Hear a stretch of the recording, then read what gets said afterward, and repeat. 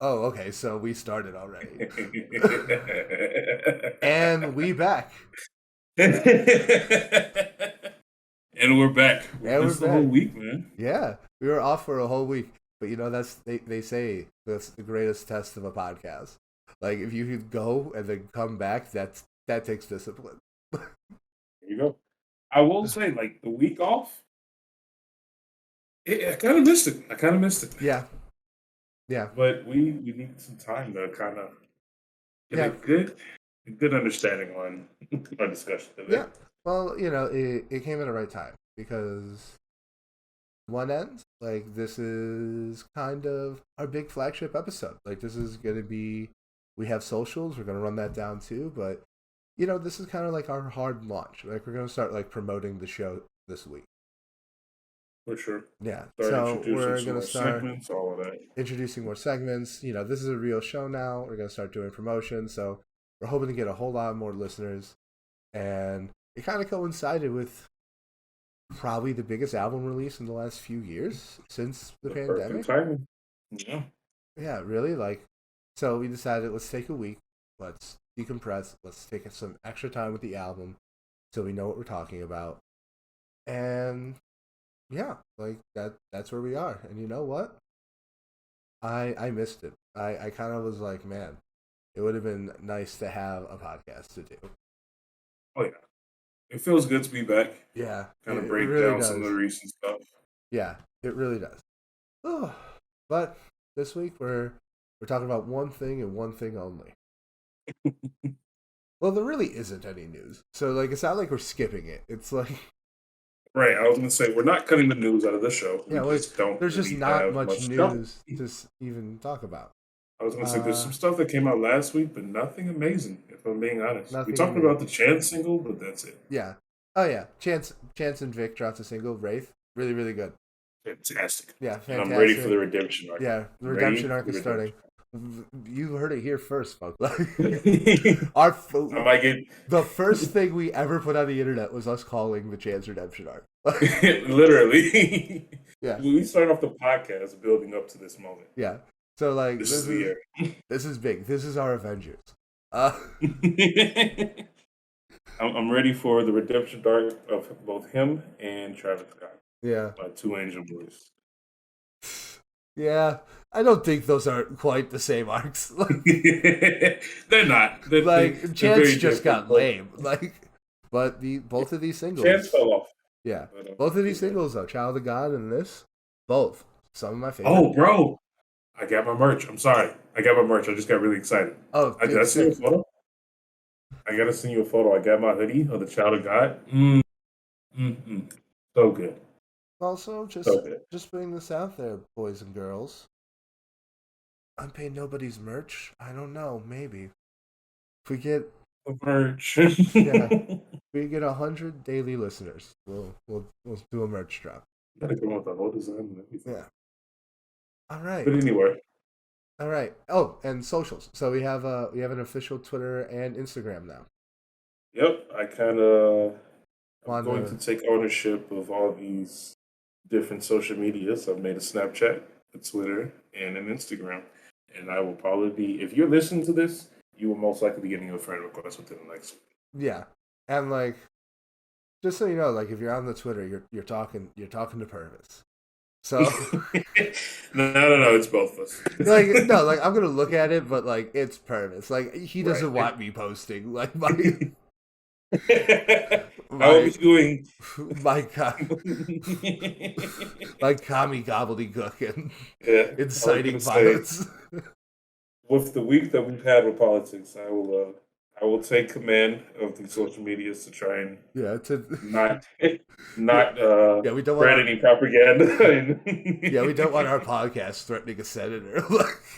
Yeah, so I'll be taking control of that. I will most likely be putting a post every week that we go live, Yeah. and maybe making some polls for some topics. Oh yeah, Who love knows? that. Love that. We'll see. We'll see what we can do. Yeah, we'll Let's make sure mess to around with put this, huh? yeah. So like DM us, email us. We'll make sure to be posting shit. Like we're gonna be posting pure content. That's what we are. Right. I'll probably be sharing some news throughout the week, just kind of give you Yeah, some updates. But we'll go yeah. from there. Maybe we can start some discussions. Like it'd be great to like if one of our listeners has a hot take. Like, Oh yeah, that'll be a great yeah, thing. like we could Do that. like if you got a good take, we could be like, man, that guy had a good take, and if you have a bad take, we'll roast the shit out of We you will for absolutely fucking minutes. drop your name. We We'll will drop drop your your at and everyone. we'll drop your home address. We'll send pictures of your front door. Like, And we can do it because our fan base is not that big. We no, know it's not that big. you. But I just want to let you know if you don't know who we are, and you happen to listen to this, we mean I'm you so too. Like, sorry. We will find you. we're unstable. But I don't know. I'm Speaking, excited. yeah. Speaking of unstable, I can uh, say both of us. But yeah, I think that's. Can't think of anything else to bring up. Should no. we bring up the Lupe Fiasco stuff What? and Oh, Sheesh in the the class? Because say that again. Lupe Fiasco, Sheesh in the class, and he announced a new album. Oh yeah, and he dropped that song too, Autobado. Yep. Yeah, Did Autobado's you a listen to banger. it? Oh, I love it. I missed it. Oh my I god, missed it. it's a banger. I'll be honest, like, how do I put this? So Lupe is like really really good at like deep substantive lyrics, and Mhm. he's really really good at like just making shit that sounds dope, but you can like tell, you know what I mean? And Mhm. like this is one of the ones where it's like, yeah, this shit just sounds dope. Okay, but Yeah, I'm always here for a while. yeah, but yeah, no, and he's dropping the album soon. This is a great year to start a podcast. Like, No, yeah, there's a lot of stuff coming out. I'm so excited. yeah, I said this earlier, or not. I texted you this earlier this week, and I was just like, bro, there is so much stuff that's already come out, and so many things that are being like teased and rumored. It might be better than 2016, 2013. I'm just saying. I'm just saying. I mean, if things go as hype as they could be, it shit could be crazy. Shit could be crazy, right? It was like, who else could come out of the woodwork? I don't know. It's You know my three names. I hate to say it. I hate to say it, but like when Dawn FM came out in January, I'm like, this was gonna be a good year. That alone was like, all right, I'm good. I'm like, this is incredible, and it's January. I'm gonna say I'm gonna go. I admit I judged it too harshly because I wanted the Toxic Weekend. I do plan on going back and like actually giving it another try. It's it's one of the better albums of the year. I mean, like honestly, in terms of like pure repeat value, it's probably still my favorite album of the year. Favorite in scope of this podcast. I think the Kavinsky I record is probably still that and the Mr. Morale or Mr. Morale. think this Mr. Morale. Yeah. Should we just go ahead and jump into it then? The Ugh. Mr. Morale and the Big Steppers. Mr. Big Morale Steppers. and the Big Steppers. So this is gonna be a classic deep dive. We've done Yeah, no, this is almost gonna all be of Kendrick's now. this is gonna be the Right. deepest of dives. So buckle up, just get ready. I'm just gonna let you know right off the bat that's exactly what we're gonna go into. Do not expect any like special other project that we've been doing. Like No, this is just this how is it went out. a. I don't think it's a secret that like this podcast is kind of modeled more off like movie and television review shows, right? And Mhm. a lot of those shows, like the main event, like the same way we have a big topic, is like the movie that was most recently released, right? So like Mhm. this week it would be fucking that movie that's coming out, Top Gun, right? So Oh, like true, everyone true. would talk about Top Gun on the podcast, right? This is kind of like in that vein where like this is such a huge deal. It happened now. Like, what better time than now to talk about it, right? We definitely Capture wanted them all. more than a week to digest it, especially this album, because this is a dense one. This was a heavy one. Well, Yeah, what I'll this say, is like I've listened to this. I'm being serious. I think I've listened to this at least 15 times. I the same. Like, Same. like at least, and it's only been out for 2 weeks. And So I've listened to it not every day, but I've listened to it I straight mean, through multiple times most days. Like it is yeah. like, well, No, I just think it's really, really. I do think it's really, really good, and I think the way it takes you through the story is really, really interesting. So I'm gonna ask you, right? What do you All right. think of the album? You're gonna start us off. What do you think about it? Ooh, I get to start us Yeah, off. what's like your big takeaway? Um, it's interesting because we had time to like kind of think about it some more. Like right off the bat, I remember the initial text I was sending you was, the first thing I always look at now is just a structure.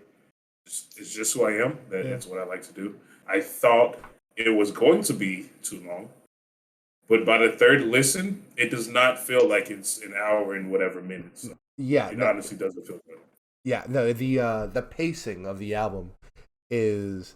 I know that's not really a phrase that's used for music as much, but like, yeah, like the pace of it is really, really high. Hmm. It it really feels for a double album. It feels very lean.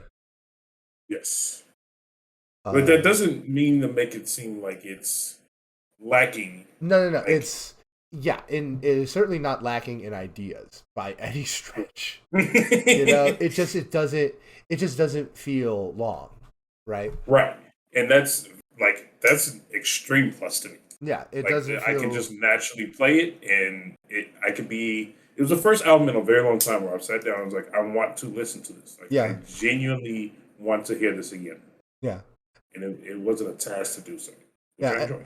Not to mention the fact that I think like a whole lot of these songs just like they play really well on their own. Oh yeah, yeah. And God knows how many times I've listened to Father Time. Like, Yeah. dude, Father Time on the bus, cinematic. I feel like I'm in a every movie. every single song Yeah, is just it's yeah, phenomenal. I didn't expect to get a double album. Like yeah, I didn't at all. Shocking surprise. Not and upset. and Man. I I think in terms of the conceit of the double album, like the way he uses it, about how like the first part, which I believe is the Big Steppers, is part Right. one. Yeah, Yeah. where the first part is very much about his trauma, about like who he is, like about like what who he is, how he feels, and everything. And Hmm. the second one, Mr. Morale, is about his therapy, Hmm. and it's Yep. about him going to therapy in order to move past this.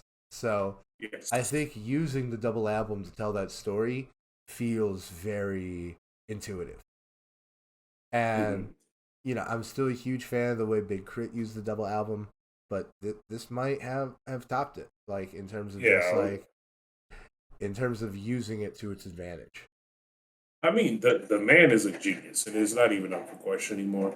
But like, it's very interesting how because it is a double album, Yeah, each album can stand on its own. But like, it's a perfect one-two punch where it's like the Mac Miller swimming in circles. That's what I was thinking about. yeah. Like they work hand in hand. They have the same kind of topic, but they have their own like story to tell. It's funny you say that because like I agree that they stand on their own insofar as the music is a satisfying listen, but I have never gotten to the end of Purple Hearts and not been like, all right, I'm Oh yeah, good. yeah, Like, yeah. No, especially when you're you right. take in the fact that, in my opinion, I think the Mr. Morale side is much better. I That's think, another thing I was gonna bring up. Yep. yeah. As I've listened to it more and more, I think it's kind of equalized. Hmm. I think I like them probably even, not evenly, but like it much closer than it was initially. Because initially, like, I don't know, my first few listens, I was a little, not, I didn't know how I felt about it.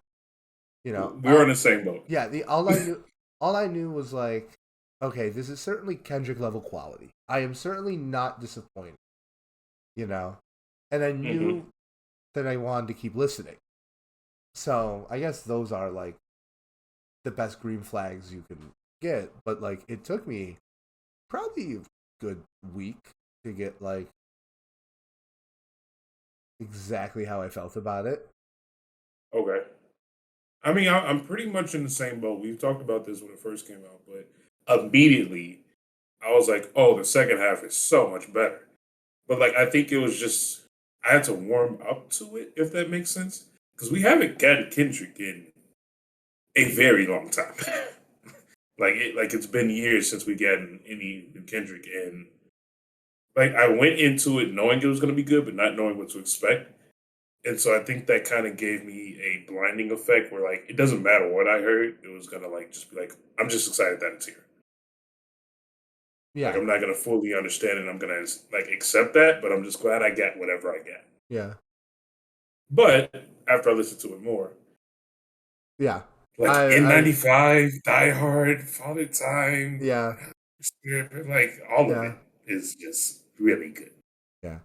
All right, so why don't we go? We dive in track by track, and we can talk some wrap up questions at the end. Okay. All right. So You United want in to start Grief. off? Okay. Yeah, United in Grief. This was like the one that was like, in my opinion, a like a very soft start, Mm-hmm. especially on the first listen. It didn't feel like a grand opening, despite the intro, which is very much intended to be that. Mm-hmm. And at first, it just took me a minute to like get into the groove of it. If I'm being honest, like this might be like one of the weaker songs on the entire album for me. But going back and like being able to like get like the meaning of the lyrics and just kind of live with it a little bit, I like it. I like it a lot. I think it feels very old school. I think like the way he does like the quick stuttering bars is very Mm-hmm. like classic LA gangster rap. So it grew on me quite a bit, but initially like it was almost a little off putting. Mm-hmm. And even though it has grown on me, it is still probably my one of my least favorite songs on the album. Okay. Yeah. I can understand that. I actually had a conversation with someone recently where it was in one of my group chats where if you had to pick a bad song, obviously these are all good songs. If you had to like point out, okay, this is a weak spot album, this was one of the contenders. So I definitely agree with what you're saying. You know, one of the Like things it had to grow on me. yeah, one of the things I will say about this album is as much as I think that it is like as a sum of its parts, I think I put it up there. It probably sits like a little closer to the top of Kendrick's oeuvre for me, right? Mm-hmm. But at the same time, like, you know, I don't know if I like as much as To Pimp a Butterfly or Good Kid, Mad City. But at the same time, like, I think some of the criticisms of it are much more valid than any criticisms I've heard of his other albums. Uh, and I think, like, the fact is, like, I can think of, like, two songs on this album that are, like, in my opinion, like, this one is, like, kind of like a weaker Kendrick Lamar song to me. And there's another song in this album that I think is like one of the worst songs he's released. Yeah, I gotta be honest. Okay. But I think like Wait, don't tell me I won't get there. yeah, but that's two songs on a 19, 18 long Yep. yeah 18. 18 track like it's not a big deal. And like once again, United in Grief, it's not a bad song. It's a average Kendrick Lamar song. which his average is better than the rest of the market. So Yeah, uh, that's saying something alone. I don't know. It took me a while to grow on this. I like the message behind it because it does do a good job putting you in the headspace of where the album's gonna go. yeah, It's a very simple line, just like I grieve different. yeah. But that alone is very interesting, like perspective on how someone kind of gets over their issues. One thing, and this is something that I found out more recently, and I'll just bring it up to you. Are Kendrick fans diving too deep? And that's something that I wanted to ask because the reason I bring that up, obviously, we've discussed Kendrick for 3 weeks now, Yeah, and he is one of the most influential people out there, and his songs do have messages behind them, like multiple yeah. meaningful messages. So he opens up this song by saying, like, I've been going through some things. It's been 1,855 days. Which very cool that he was Right. yeah Very dope. Super dope. Like, listening to that as an average fan is like, okay, that's something that's Yeah. different. That's super cool. That it's a timestamp that works perfectly within like when Damn came out and when this album came out, and that's the surface level, right? Yeah. I don't know if you saw the video. I sent you a video, I think, on Instagram. Someone went into this like, and they did this one line had like a whole like almost 5 page paper behind it. Yeah. Where it had something to do with like the last album came out on Good Friday. This album came out on Friday the 13th. It's supposed to be like the good and evil of like religion and the devil and how 1855 is an angel number. Like I listened to it and like Yeah, that's a if bit Kendrick much. did mean it's a stretch. It's a stretch. But like if he meant that, this man is insane. But at the same time, are the fans overreacting? I don't think over. Okay, so first off, I think they have been conditioned to, and Okay. I think they have in the past. This is actually a very interesting question because, like, I think this album is Kendrick inviting the level of analysis people wanted out of Damn. Ooh. You know, Okay. I, especially after hearing this, and I've been revisiting To Pimp a Butterfly a lot, like cutting this in with it. Mm-hmm. So after listening to these two parts of Kendrick's career, like it really kind of is obvious that Damn just didn't warrant that level of analysis. Not that Damn's not good. Damn's incredible. We talked. There's go to We more spent the whole episodes. podcast on Right, it. move your thumb, top left screen. More episodes. You can hear all about what we think about Damn. Literally the last episode. So like, you know, obviously incredible album, but I don't think like it's as deep as what fans wanted it to be. So yes, I think they have a history of doing that. Okay. I think this album invites that level of analysis. I think that specific example is bonkers and not true. Okay. But I do Fair? think No, that's completely fair. yeah, but I do think that this album, and we'll talk about it as we go through the track list, but I think it invites that level of analysis. Okay. So That's fair. I wanted to bring that up. even if people don't quite pick up on that invitation, I can't get mad at people for it.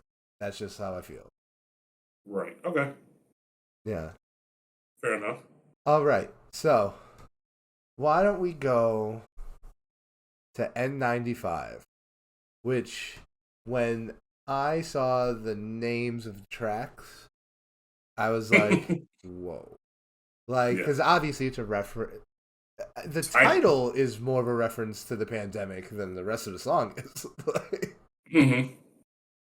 What do you want to open? Because I feel like N95 has, I don't know if it was meant to be. I have no idea what it was meant to be the radio song. But this is the song I feel like of the album. It has the most streams.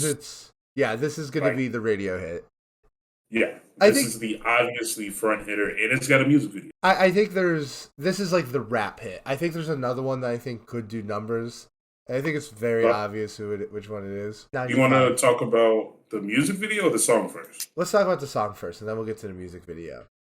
Because I do feel like, unlike Damn, I do feel like the music videos feel a little bit more supplementary, as opposed to like almost like essential viewing. You know what I mean? Okay. Yeah. So I do think it's interesting how this starts with him going like, "Hello, new world." Blah, da, da, da, da. It sounds like it should be the intro. It sounds like that should be the first thing you hear.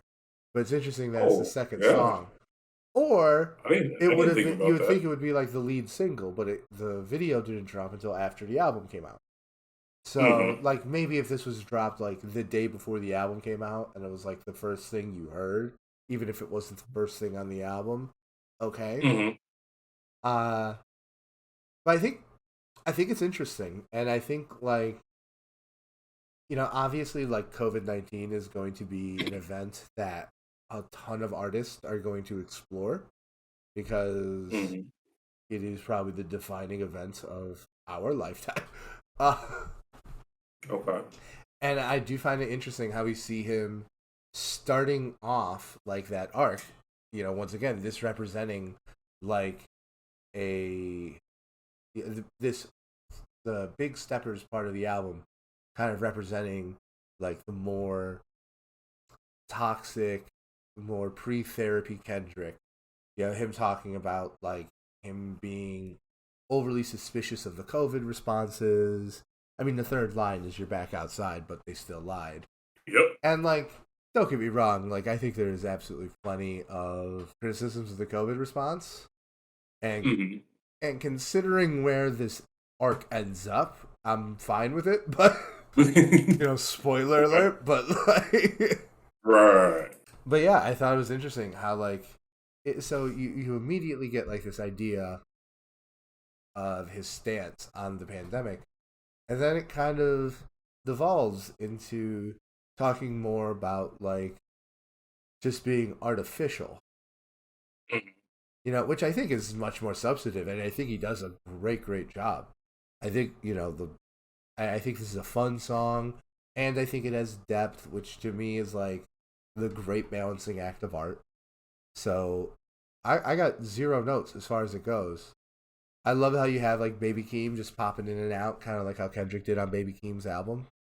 Yep. They work very well together. Yeah, no, they work extremely well together. And like, I don't think Baby Keem has put out like that next level project that I know he's capable of. But I definitely get the sense that he deserves this role there with Kendrick. Oh yeah, Yeah. I agree with that. Like the way I was going into this song.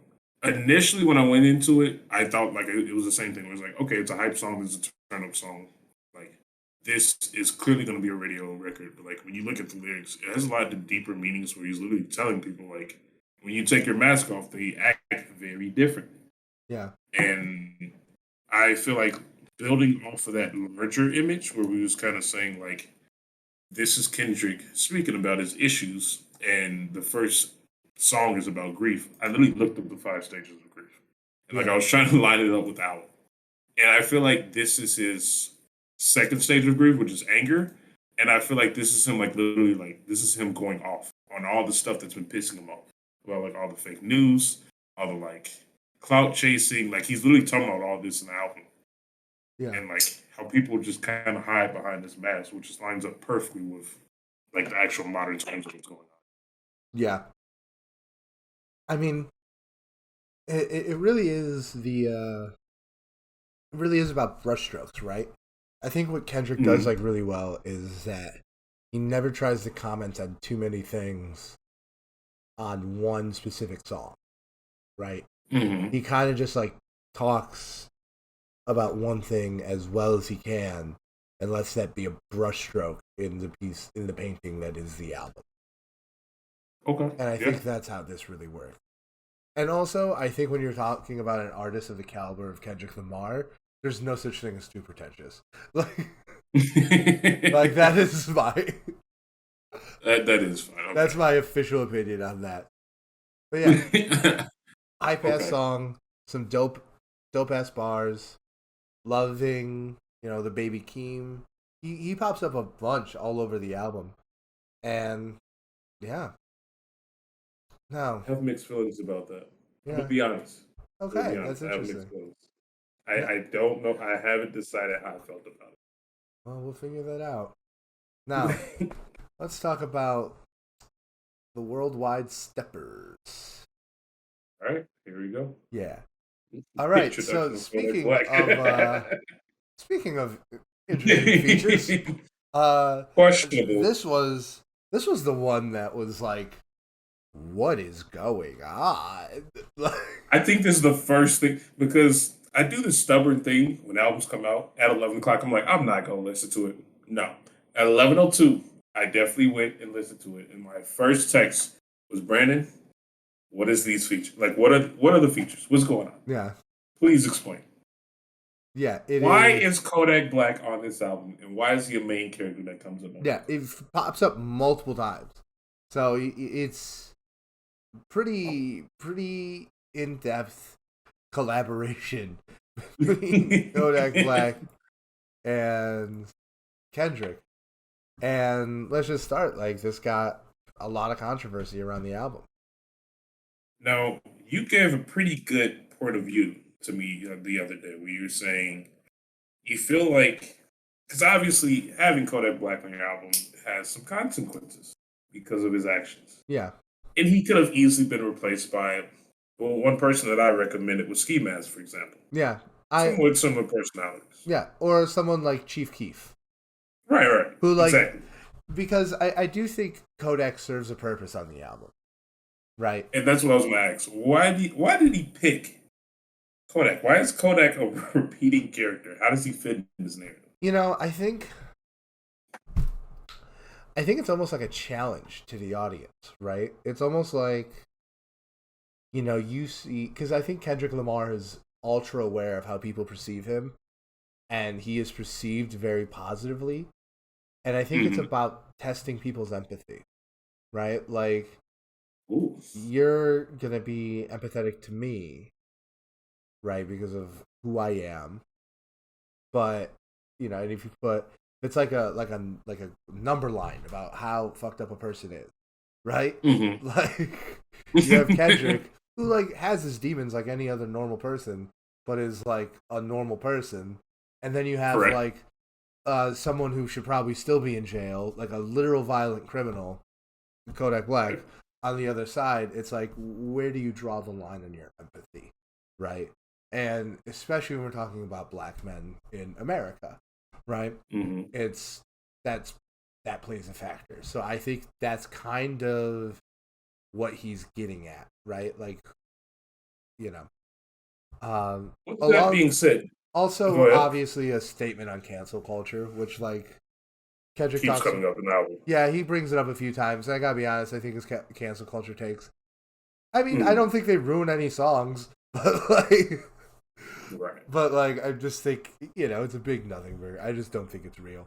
But you're saying cancel culture isn't real? Yeah, cancel culture is not real. Like, okay, it is a mass delusion. Like, no one is. Speak on this, because I'm actually like I'm kind of entertaining this. What do you mean, like? Name one person who has seen long-term consequences for any kind of public outcry. Bill Cosby's not in jail anymore. You said don't count who? No, like, Bill Cosby's not in jail anymore. Name one person who has seen serious consequences for their action due to cancel culture, quote unquote. Name one person. I guess I should ask then. But before I like even try to think of somebody, because I don't have someone off the top of my head. Like, what is the point of cancel culture? Like, is it the goal to actually like ruin this person's life? Is it trying to get them out of fame? What are we trying to do? Well, first off, whose goal are we talking about?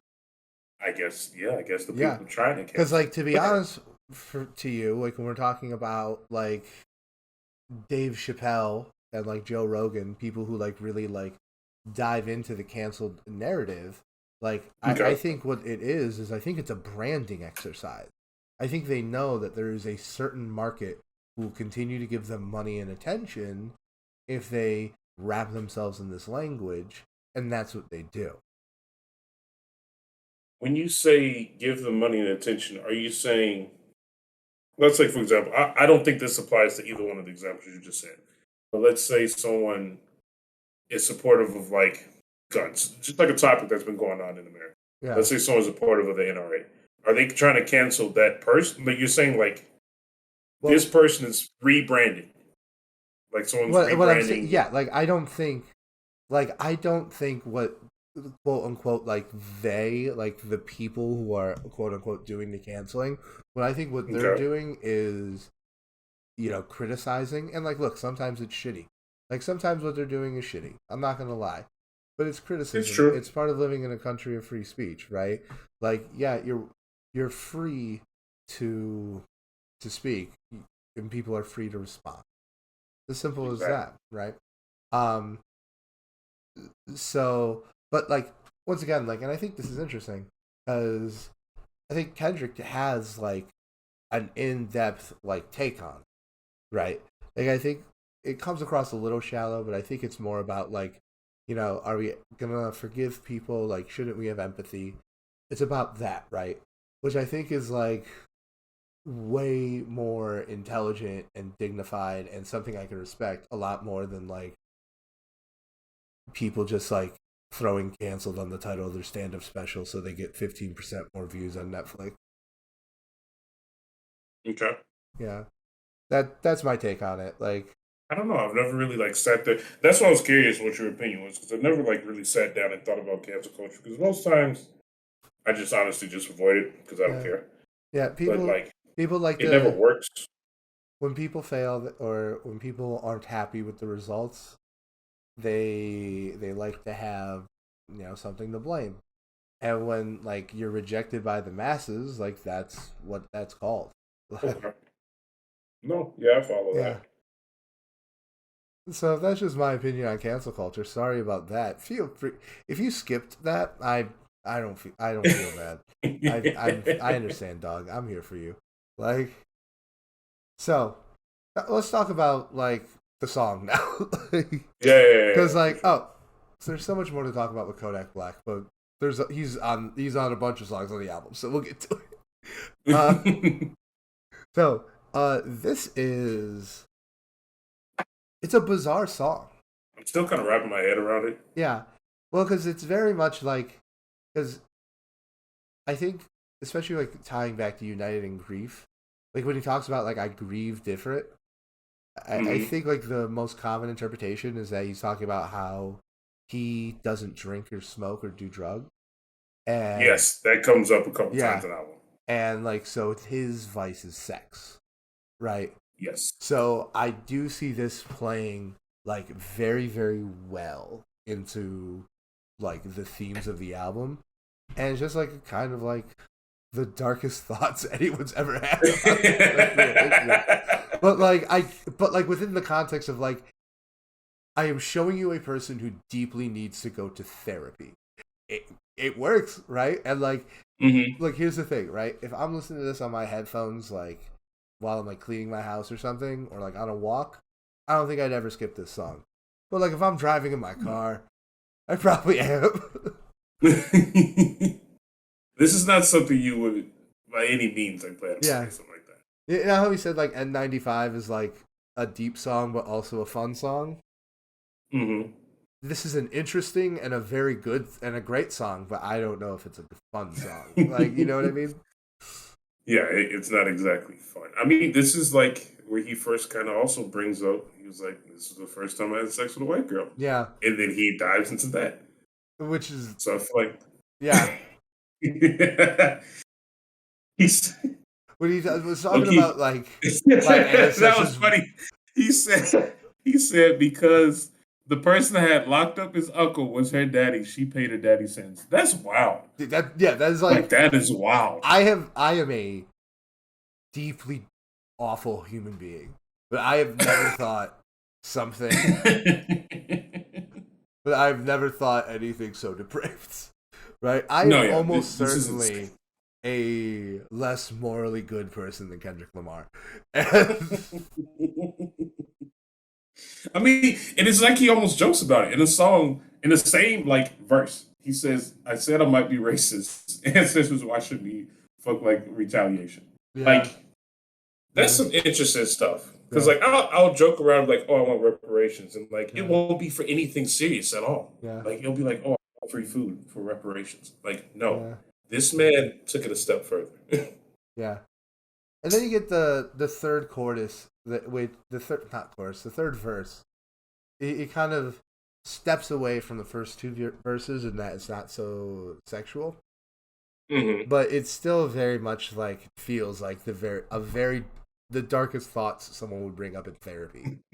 Uh, but like like when he talks about like the media killing consciousness, 99 out of 100 times when people are talking about that, they're full of shit and you should completely dismiss everything they say because like they don't know what they're talking about. But it's not wrong, and Kendrick knows what he's talking about. You know what I mean? Like Yeah.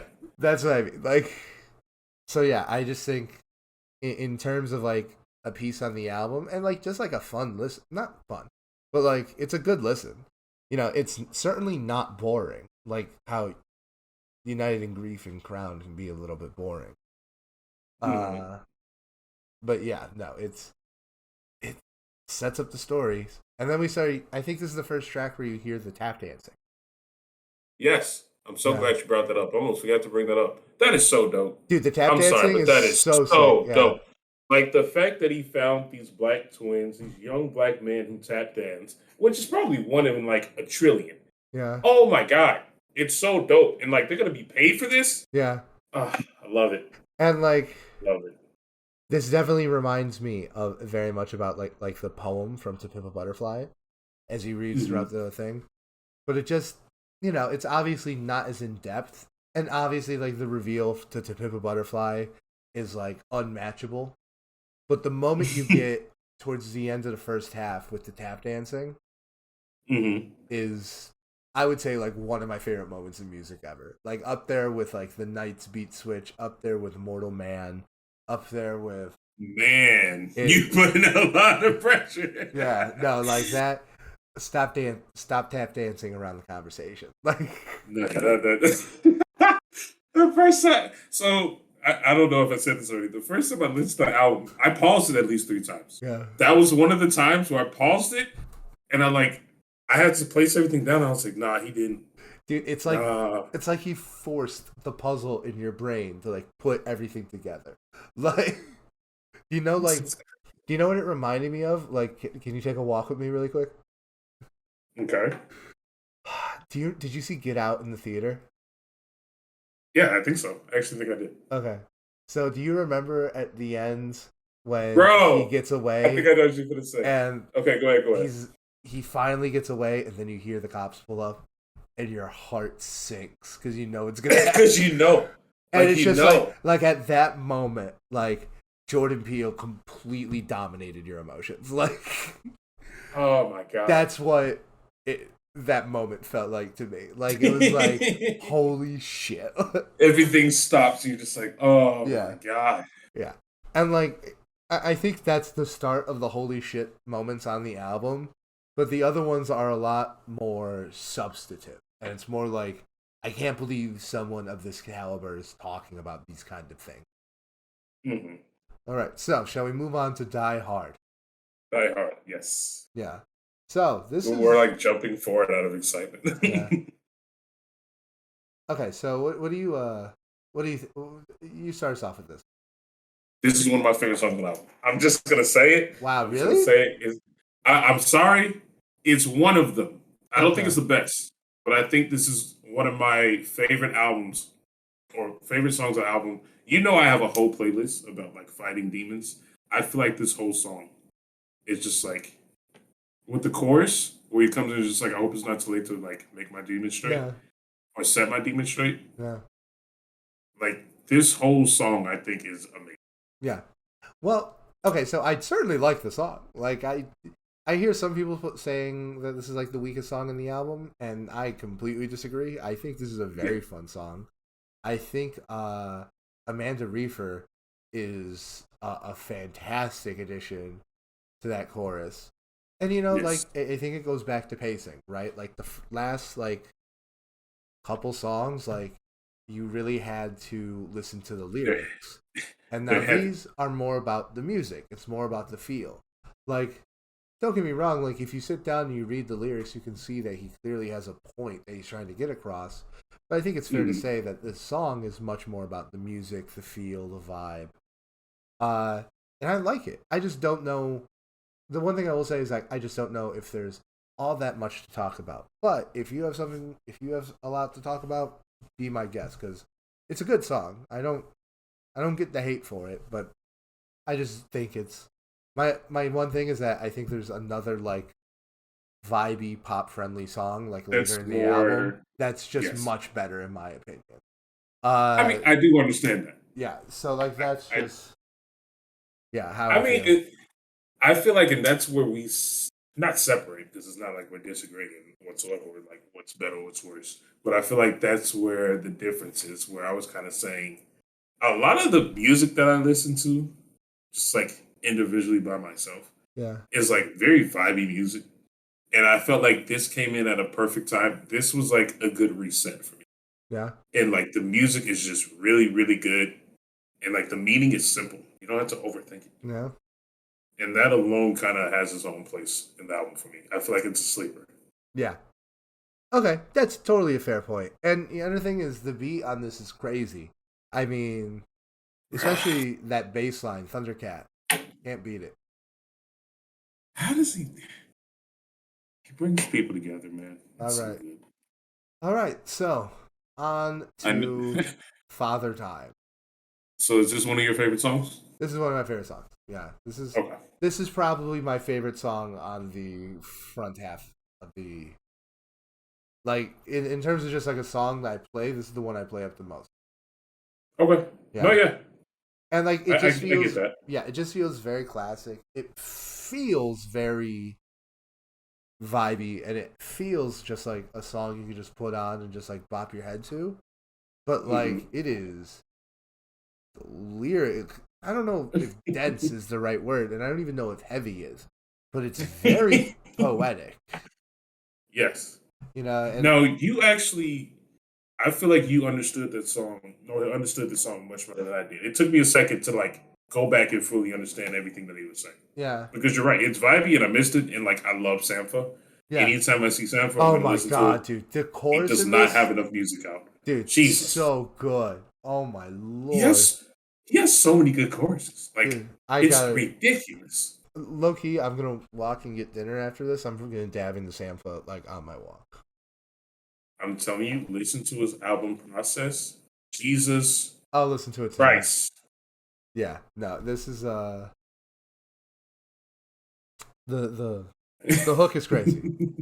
But yeah, I would say but but no, I immediately attached myself to this song just because like I had daddy issues like I had, I worked past them pretty young. Like I was lucky. Like my dad was. I'm very lucky. My dad is someone who is still changing as a person at age 50. mhm. Um, and I worked through my issues, so now I have an extremely healthy relationship with my dad. Um, but I had those issues, so this definitely like Yeah, it's not yeah. something you just because you work past them doesn't mean you forget them. And Oh no. it it there's a lot of things in this that I could definitely like relate to. Okay. Yeah, like when he talks I get about that. like having to go to work like right after someone died. Like I've been in that exact position. All like the little pullouts of like fatherhood and like what's it like to be a boy to a father. And then I think the way that he inverts it in the last bar by ultimately saying like the point is like, yeah, we really got to lay off women for their daddy issues because plenty of dudes have them too. Yes. And I thought Yes. like it kind of it's the perfect kind of inversion because it doesn't at all like because it's not even really an inversion. It's just like a slight twist at the end that kind of just like Mhm. Yeah. And I was gonna recontextualizes it. say, God damn. Also, best bar in the album when Kanye got back with Drake. I was slightly bro, confused. Guess I'm not as mature as I think. Got some healing to do. man, a bar, a straight bar, absolutely. Wait, could you I agree imagine with like being Kanye and Drake and being like Kendrick is envious of my mental health? Like, because that. that's exactly what he's saying.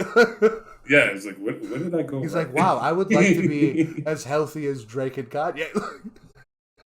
Which, that's, let's be honest, I doubt they're that healthy. one more than the other, But definitely.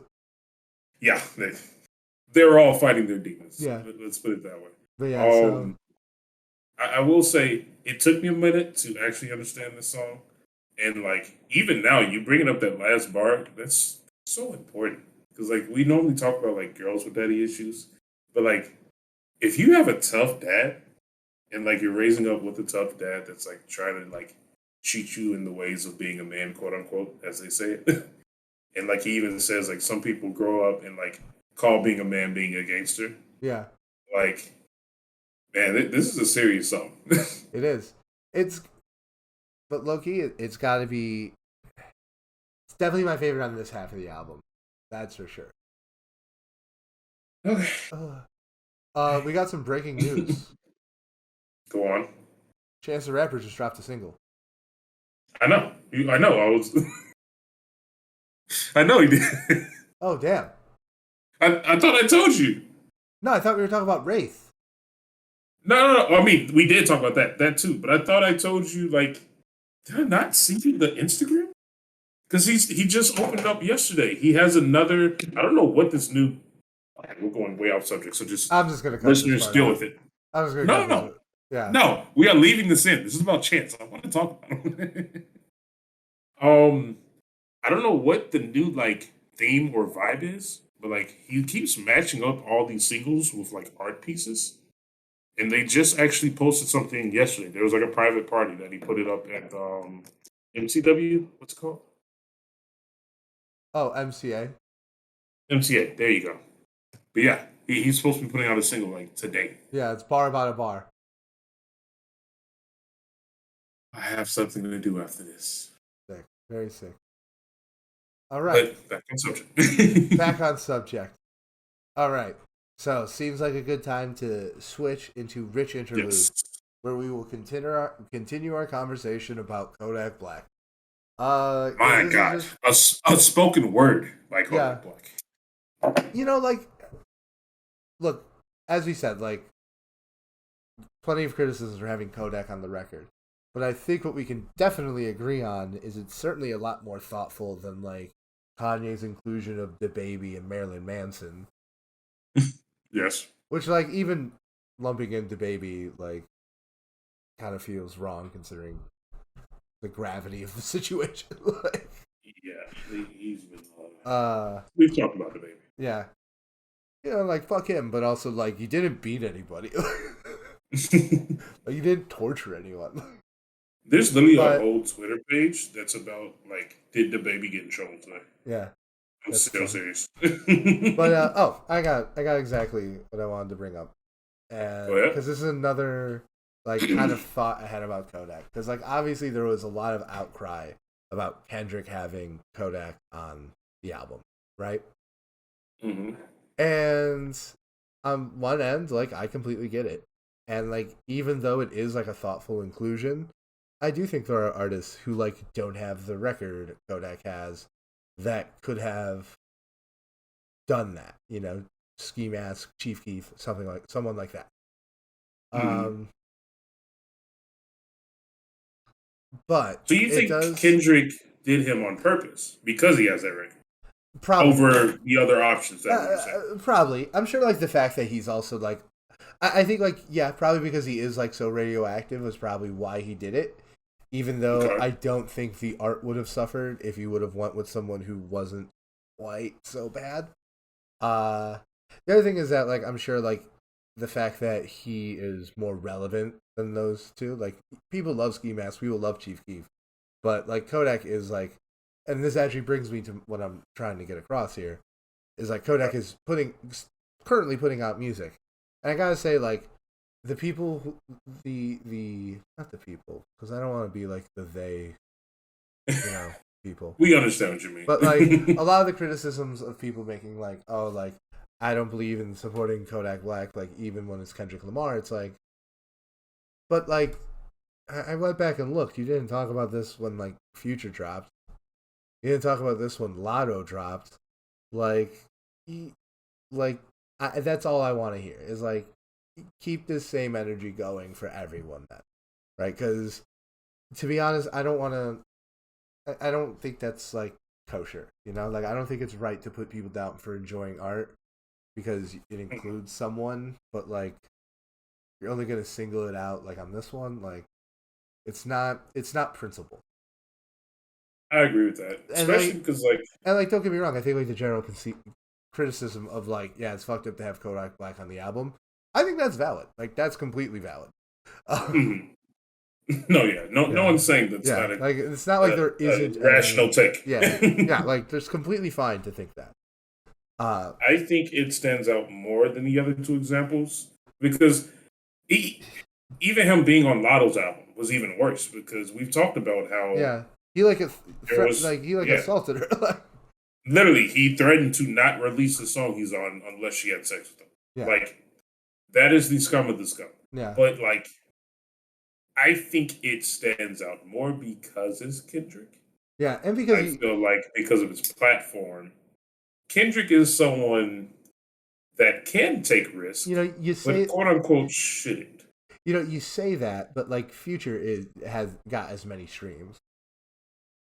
Yeah, but Maybe not I think it's less. personality wise. Yeah, maybe because he's Like people commenting know on it. Future's trash. Well, not trash.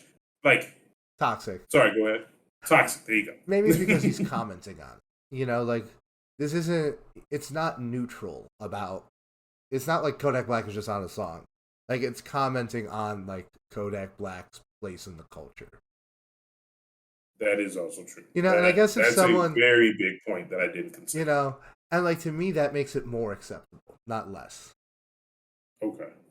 No, yeah, that I didn't consider that before because you're right. The Future and Lotto is just a regular old feature. Yeah, and I do think this is like a really effective track because it goes a long way into humanizing Kodak, right? Like if you were unfamiliar with who Kodak Black was, right? This goes a pretty good way to like fill you in that this guy's pretty crude. He's probably not a good person. But he's worthy of empathy, which is what Kendrick is trying to get across. So it explains the reason, not the reason, but how he ended up. It doesn't explain it; it shows it. It like humanizes Kodak Black.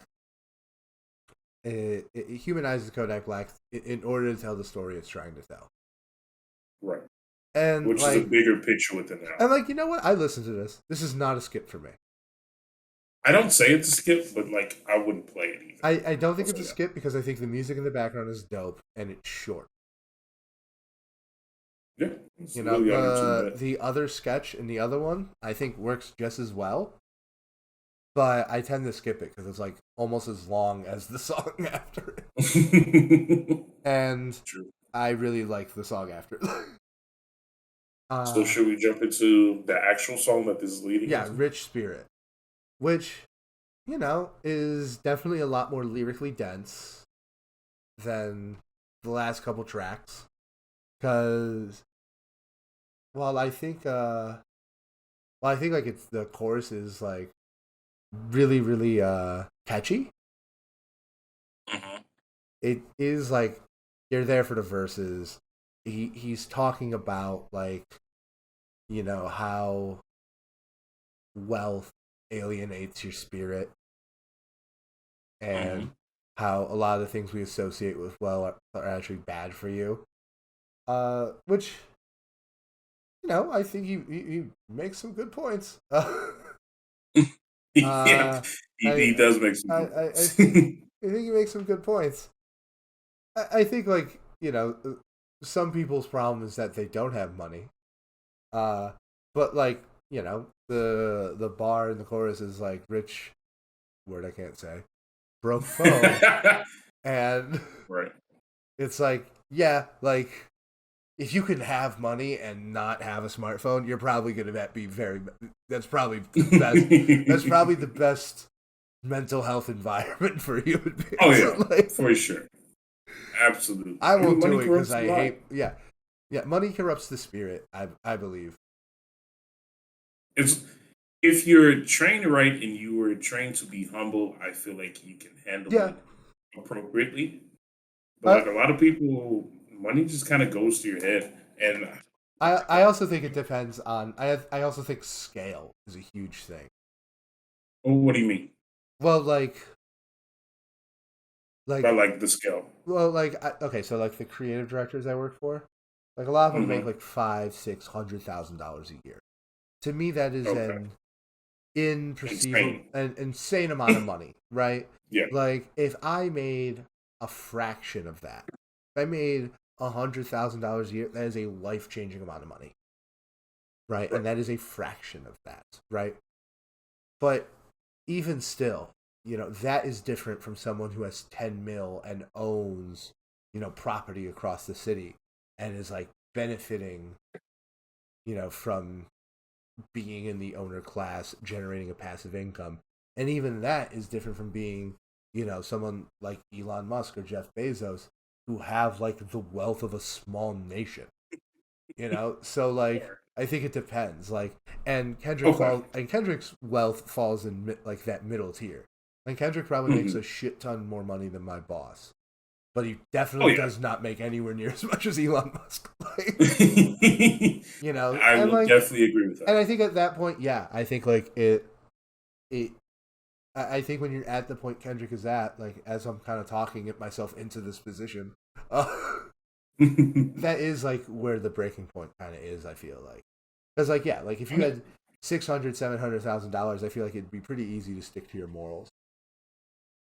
That is also true, and he at least he is actively trying to ground himself, if that's the right word. I would definitely describe that as. Yeah, like he made an effort, or he makes an effort. I'm sure he has multiple foundations that I can look up. I'm sure he gives back to the community in multiple ways, more than just his music, obviously. Oh yeah, but like we see him living a simple lifestyle. Like the entire launch of this album, and since then, we've gotten countless posts about him somewhere off in a third nation or a third country nation. Yeah, third world nation. He's just third world nation where he's just kind of living a simple life. Yeah. So some people might call poverty, but he's making the most of it and kind of being in touch with his roots, if that makes sense. Because I was watching a video over the last week, and I'm trying to think. So I was watching a video earlier, and I was reading, well, not reading, but listening to how Denzel Washington made this quote. He was doing an interview, and he was kind of saying how you need to learn how to control money and give back to like the people around you. You can't be selfish because like when you die, like you can't take the money with you. You need to have that mindset, or else it'll corrupt you.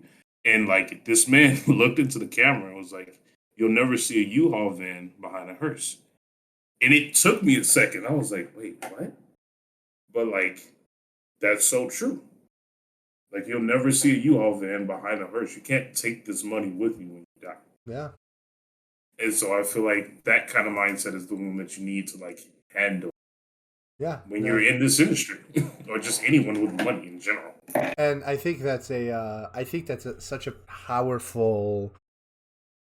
I think that's such a powerful like point that you just made, because that it goes across the concept of an afterlife, right? Whether you're someone who believes in an afterlife or not, that's still true. Yeah. Like 100%. Whether you think, it's all black or there's a heaven. Either way, you're not taking any of this shit with you. Right. Either way, I can't think of one religion. Whatever you follow, I don't think you're taking this with you. The Egyptians believed it. Okay. Yeah, but they also buried people. Yeah, but like, and they had slaves. So, what sacrifices are you making? Yeah, but yeah, I think like all the points he brings up, I really couldn't have said it better myself. Should we get to the best track on the album? Do not call this the best track on the album. I will say this. I'm gonna say I like this song. I think this is good. I like. I do not think this is a bad song at all. Yeah. This is a good song. This but is like top 5 on the album. This is the most relatable song, I feel like. Is it?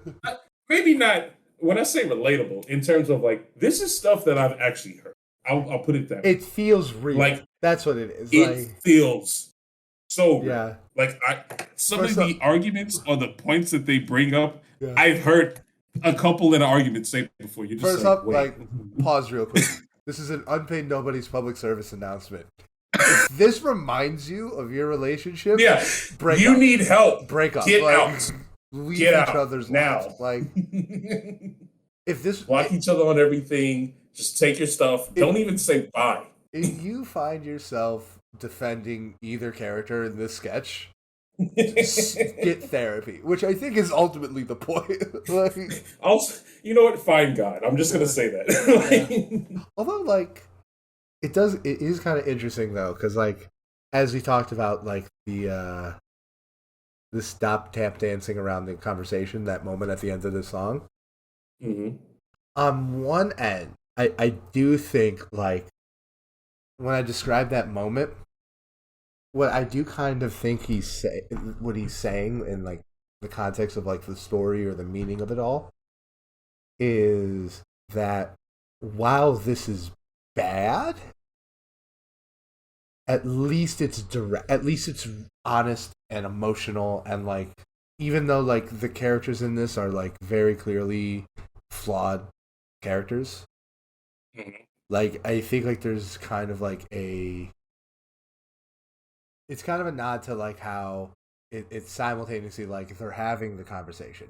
It's not like they're being direct about it, but also like at the end, like when it devolves into sex, which is very common with these kind of things. Very realistic. That's also like someone tap dancing around the conversation. Yep. You know, so like Everything there's wraps layers up to this perfect. shit. There's layers to this shit.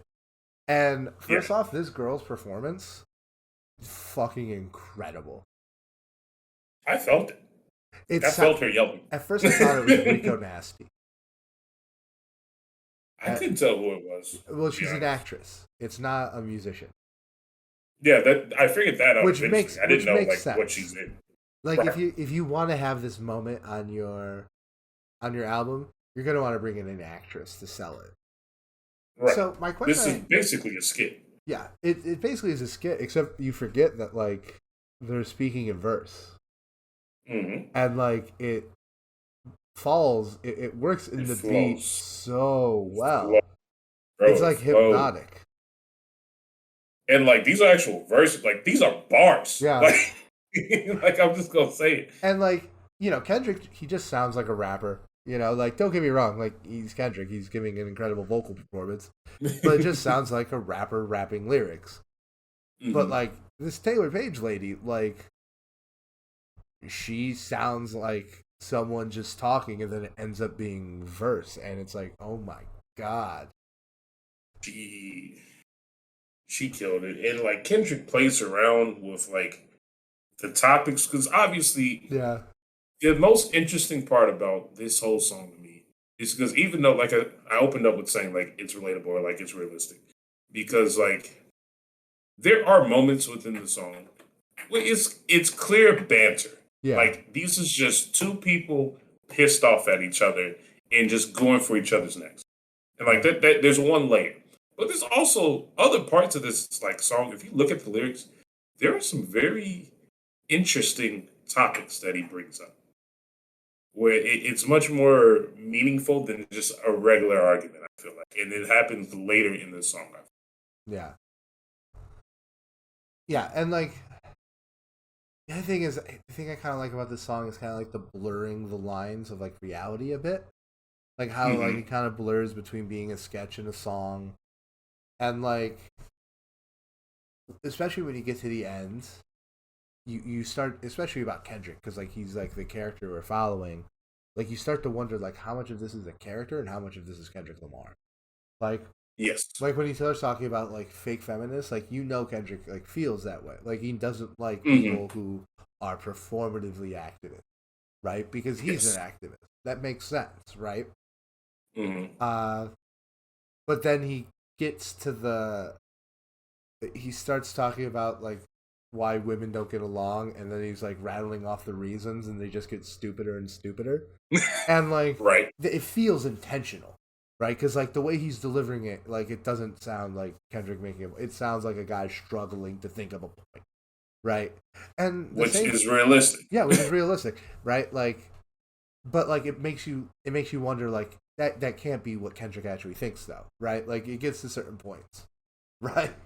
So it kind of Yeah. like No, blurs yeah. that long, and even with the female character, because like even though we're not following her story throughout it, it's like, There's moments of yeah, something that's realistic, and yeah, then there's there's moments moments of things where not. she's saying things that are very very true, and then like when she starts talking about like Trump and Harvey Weinstein, like it devolves, Exactly. it Right. devolves into screaming, which is which I It's think, so. It's what happens in an actual argument. I yeah, feel like you start off with good points, and then you kind of rattle off where she's opening up and she's saying like, "I just funny you can't apologize, egotistic, narcissistic, love your own lies." That's a bar. yeah, But then, like, it carries on. You're just like, you're the reason R. Kelly doesn't know that he's abusive. We're just like, bro, what? Yeah, yeah. It it really is just like like. What was your reaction when you first heard this? Like, I was so I confused. was like, I "What was is so going on?" confused. I was so confused. I was trying to keep up, Yeah, but after this song, this is one of the times where I paused and I was like, okay, I need to breathe yeah. because it. Now, There were lines that I tried to keep up, but it's just not. so something that I think is interesting is some people are saying that because the outro that stopped tap dancing around the conversation, that's said by Kendrick's actual real life like longtime girlfriend. Okay. So some people are saying like maybe that's an invitation to think about the argument that happens as less of like a story of two people and more of a metaphor. Some people said like, oh, this is like Kendrick's battles with the community, right? Like in sometimes it feels like Kendrick having a fight with the hip hop community. Like sometimes it feels like him talking to like social justice people. Like I don't know if I fully buy into the theory 100%, but I think it's an interesting way to think of the song. I will say that it made me think about it for a second. When you said that, I had not heard of that before. I Yeah. didn't catch that or anyone saying that. I can see where they're coming from, but I just feel like it's so out of control and some of the topics don't really relate to the hip hop market. I don't know if it Yeah. connects all the way. Yeah. But it is interesting. And But we also interesting. yeah, and Yeah. we also should uh I think either way, like I think it being about like needing to have direct, honest, open conversations, right? Like that being the main point. I think no matter which way you interpret it, I think that point's valid. Yeah. That, that line alone and the reason why it's such a big deal. And now that you say that you put it up there with Nights, I see because that alone applies to way more than just hip hop. Yeah. It Oh, that's applies some to life like shit. Yeah. America, like Yeah. everything, the Yeah. world. Yeah, and like it sounds great because it's just a completely valuable lesson that I think everyone kind of needs to hear right now. And also Hmm. like it recontextualizes the tap dancing, right? Because like in some ways the tap dancing is meant to represent like Kendrick like performing his pain, right? Okay. And I think this kind of like recontextualizes it to maybe be like, no, the tap dancing is the things you do to avoid the work you need to do to be a better person. And that's why this the first part of the album is called The Big Steppers. It's about the Hmm. people who do these awful things and the things they do so that they can keep living with themselves. Sheesh. Yeah. And like look, it's not necessarily a bad thing. It's things like religion. It's things like, Yeah. like It's yeah. everything. It's not necessarily a bad thing. I do think it posits that going to therapy specifically, but also just like evolving and growing as a person is certainly better. Like, Yeah, you gotta approach certain situations. You can't just brush everything off. yeah. You can't. All right. Now let's talk about the last song on this side, Purple Hearts. Okay, for sure. First off, like it really does feel like almost like the second half of the We Cry Together with Hmm. the way that stop tap dancing around the conversation just like dive like just collides with the beat of Purple Hearts, and it works. Hmm. Yeah, So it this works. is almost like I don't want to say the love song, but I feel like this is the more structured building towards a healthy relationship part I think of it is a love song. We Cry Together. I think like the point of this, like within the larger narrative, is like it is wanting to do the work to become a better person because you Hmm. want to be able to love another person. Like I think that's why this is the last song on the first album. Okay. Like Yeah. I can see that. this represents the impetus for the change. And I also think there's another one where like it's I do think there's like substance to this, but I haven't read through the lyrics because I think it's a much more emotional song, just about like Mhm. how you're supposed to feel about things, Okay. and like once again, like it's the pacing on the album. Like not everything can be "We Cry Together" and "Worldwide Steppers." You need songs that are fun and breezy and easy to listen to. And like, look, you don't have to sacrifice substance for that. This doesn't do that, but I think that was certainly the focus of this song, was like the musical, emotional aspect of it. hmm Okay. I agree with that. Yeah, Summer Walker. And we get a. I was literally about to say, and we get a Summer Walker and Ghostface That Killer feature. incredible. Like, what is going on? Ghostface Killer was like, that's a really good. Like, that yeah, that's different. that's a Like, really you really don't. good. He doesn't get put on songs anymore, Well, and it's a shame because no, Ghostface is fucking incredible. Like, I was literally about to say I can't even tell you like when he was big because I was probably much younger and just not more I was knowledgeable in not terms of the even topic. alive. Like, I was like two when like Wu-Tang came out. Right. He's put out stuff somewhat more recently. Yeah, I mean, I guess solo projects, but it's different. yeah. It's just not. It was just not the stuff we were raised with. It's not the stuff we were raised. It's the back catalog of the thing we love, not the thing we love. Correct. Okay. Yeah, That's fair. it's like I But nice to get there. yeah, but like fuck man, an incredible addition. This was definitely like when I saw the list of features because I did the exact same thing. Like I feel like that's almost part of like listening to an album. The Like experience. well, like the same way that like when you open a book, right? Like the first thing isn't the first chapter or even the recommendations, it's the appendix. And it's like these are the chapters, these are the parts, and in some books it's even like here are the perspective characters, here's all the stuff. You get this information up front, and to me that's what I see it as like. I agree with that. Yeah. But yeah, fucking killer features. It's, I oh yeah. couldn't like the song more. This is a song that I think is just like it's the same song as Die Hard but better. Oh, I see what you mean. Yeah, Yeah, I see just what you like mean. because this is the other song I think could be a big radio hit. You know what's crazy? Yeah, And I was gonna hold off to the end to even like mention the numbers because I know you don't really care about streaming as much, I but mean, it's actually the opposite. really, Right now, yeah, believe it or not, right now Die Hard has about 52 million. Purple Hearts only has 22 million. that's crazy to me. It's literally double. That's crazy to me. And to go even further than that, remember how we started off with like, okay, the second half is better? The Yeah, second half significantly less streaming numbers than the first half.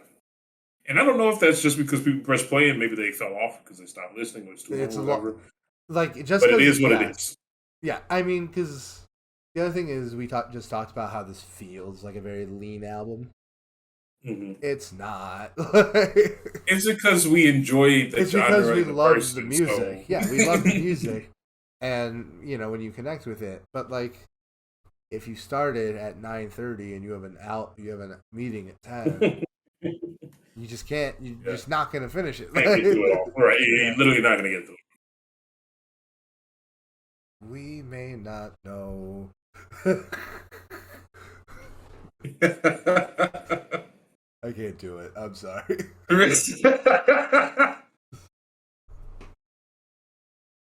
Uh, We are so yeah, entering. we are entering the Mr. Morale segment of the album. All right, so we're on part 2, track 1. Count me out. Purvis. Do all of these hoes make it difficult? Bro, I'm trying to. No, let me stop. Yeah. This is also one of my favorite songs.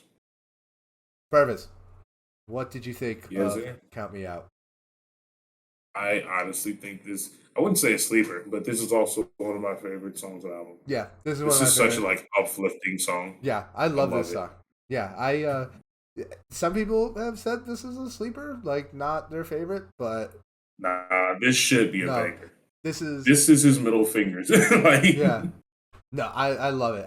I think the hook is hella catchy. I think the kind of voice Kendrick uses on the hook in this song can be very annoying. Not this okay. time. Not this time at all. Like this is great. Like just the energy behind it, like the tone of it. This really was like this was a song that like after we cry together, this was like okay, like this is gonna be like a group. hmm Yeah, which hmm ended up not being true, uh, but no, this song is absolutely fantastic. I think it's it's talking about like that start of a redemption arc. Yeah, Yeah, this is a great start. yeah, And this, I like the obviously Kendrick has confidence, but I love the confidence behind this song yeah, and like the like knowledge or like not the knowledge, but like the faith and belief that like you're going to make it and you're going to be great. Like yeah, regardless what other people are saying, like yeah. No, this song's so good. yeah, no, totally. I completely agree with it, and I just love like that kind of energy. Like that's just kind of what's. I think everyone kind of needs that energy hmm at the at times, and it's certainly a very direct song. Like it's definitely not a super deep one. Yes, Uh, I was literally about to yeah, it's say I'm not. glad it wasn't too deep. Yeah, it's not super deep, but it's very lyrically enjoyable and just has incredible energy. I love it. One of my favorite songs in the album, and def- It definitely the right beat, like the correct story beat for like this point in the arc of the character. mhm. Yeah, This song has a really good pacing. yeah, I feel like it leads you up. It's one of those songs where like the beginning part of it has its own meaning and like it's important to like pay attention to it and be yeah, introspective, but like it builds up to this like peak when like you can literally just be like I love you, count me out, and like you can say it with your chest.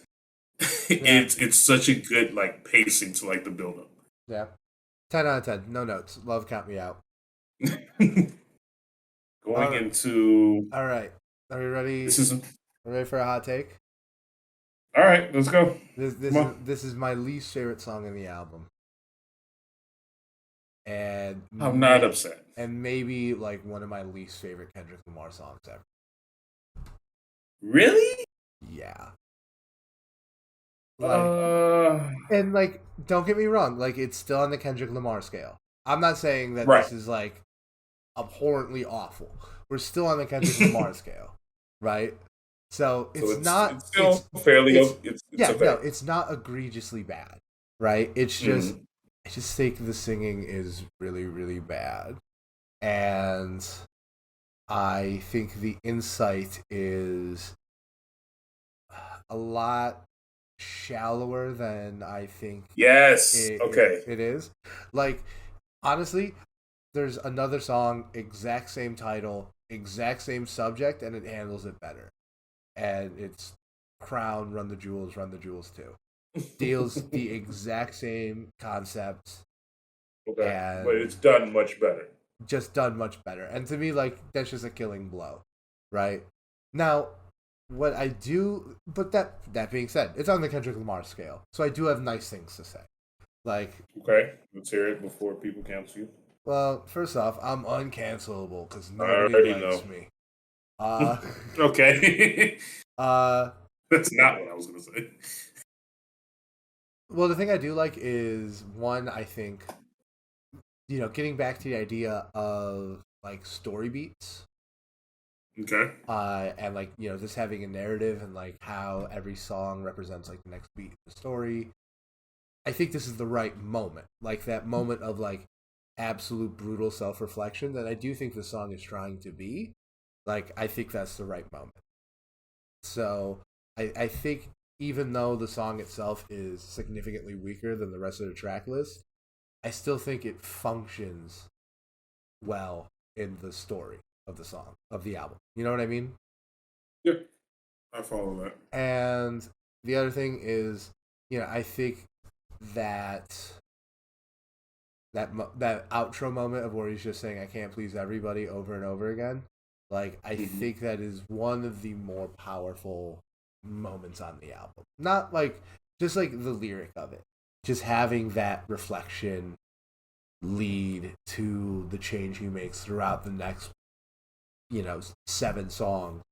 Like, to me, that was really gratifying. I have pretty much the exact same perspective you have. Like, there isn't much more that I can say on it. I will say, I don't think it's one of his worst, Jesus Christ. I don't think this is one of the worst songs that he's put out, or even relatively close. I do think that it is a qualifier for one of the worst songs on the album. Yeah. I think it's too slow. Yeah, it's very slow. The ending, it's just too slow. The ending does make up for it, and like you said, it's definitely one of the more important things about going through therapy, which is what learning that you can't please everybody is literally like one of the most important parts of like the process. Day 1 of therapy, you can't please everybody. but I think that does save it in its own right. But it is a slow song, and it kind of threw me off. Yeah, no, definitely. But I think we got a good lineup running through the back for this album, because I don't think there's a miss, at least for me.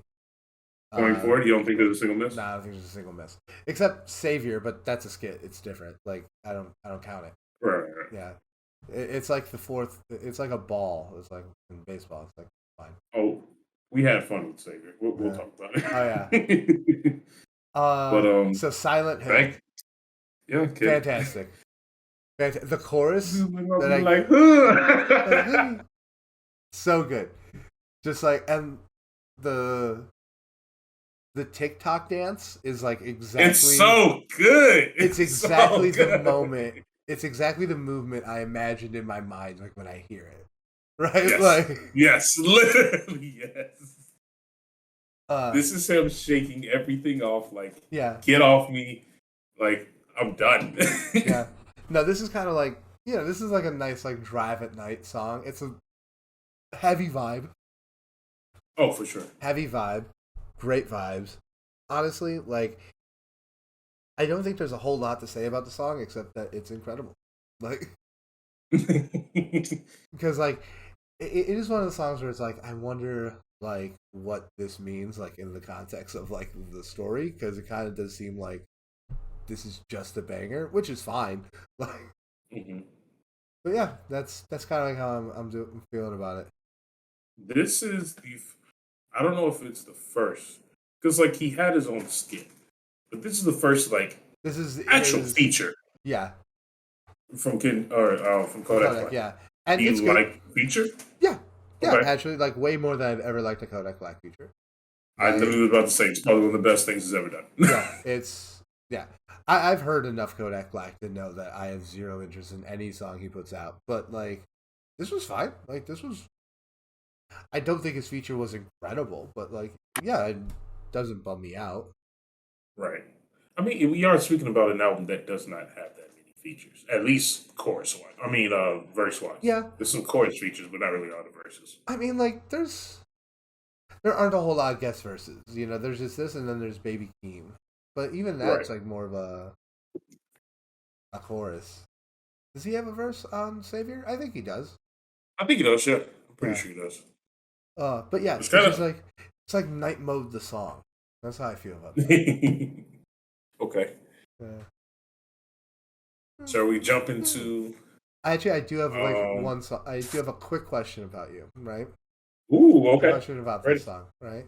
Because like this song is like getting real big on TikTok, and like, how does that feel for you to see a song on such like, if there was ever an album that was like not for the TikTok crowd, like, but like this is a trend, and like honestly, like they're great. Like, Yeah, I was gonna say I've discovered social media can it does a great way of taking parts of a song and like giving different meanings to it. yeah, Obviously, this album is very, or this double album is very heavy, has very heavy topics. But you can easily take this little part of the chorus and like make it a banger. Like take yeah, out all the seriousness, take out the heavy labor. Like yeah, it's a great way to promote him, even though he's not doing it himself. But it's yeah, great marketing. The tactics is perfect. yeah. No, I totally agree. All right, let's get into the Savior interlude. All right. So, first and So foremost, this is basically all Baby Keem, right? yeah, this is all Baby Keem except for the intro, which is the Right. therapist. It's an actual therapist who's like on the album. Oh, Yeah, that's his pretty name is dope. Eckhart Tolle. I missed that. Yeah, no, I missed it. he's like an Oprah endorsed therapist. Like he's like a world famous like one, and like he's apparently Kendrick Lamar's real therapist, and like he recorded this for the album. Love Which this. like that's a really fun detail. Like I like that a lot. Yeah, love this. Like Love when you it. hear like Mr. Duckworth, we'll see you now. Like that's him. Like Love it. uh, but yeah, this is basically all Baby Keem. It really does make you like see how much of like Baby Keem is just tied in with Kendrick, right? Like Hmm. I remember seeing a meme once that was like, "Oh, Baby Keem is just like if one of Kendrick's voices like became a person and like ran away." Literally. And it's like, One yeah, of his personas just became a real human. yeah. With that topic, because we kind of hinted at it earlier, and I said I was going to hold off. How do you like the connection between the two? Do you like that he is this involved? Do you like that Kendrick was that involved in Baby Keem's album? Do you feel Well, like it's overdone? it almost feels like they're related in some way. It almost feels like, and I know I make this comparison like every week, but it almost feels like they're like MCU movies where like they're connected but not exactly. Yeah. No, I have zero issue with Davey Keem's involvement on this. Right, like it is obvious that uh, Kendrick's horse in the next wave of artists is Baby Keem, and all for it. Love that. Like I don't personally like yeah, obviously like the fact that he's his cousin like is like gonna be Just something. add into Yeah, it. because like Baby Keem is a character. Like I remember watching this TikTok of someone like the morning this came out, where it was like, "Hey, Mr. Lamar, who do you, he's like, oh, I want to have like a young rapper featured on this thing," and it's like, "Oh, who do you want? Like Baby Keem?"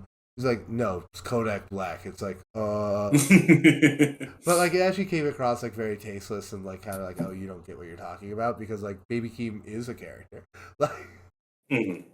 you know, Right. and I think he kind of represents like the same way that like Kodak Black represents like the worst case scenarios of Kendrick. Like I think Baby Hmm. Keem is meant to represent like what Kendrick could have been if Kendrick had like someone's influence on him. Okay. I think that's like what he Hmm. represents in the story. I haven't found like the meaning behind his character as he comes in and out throughout the like album.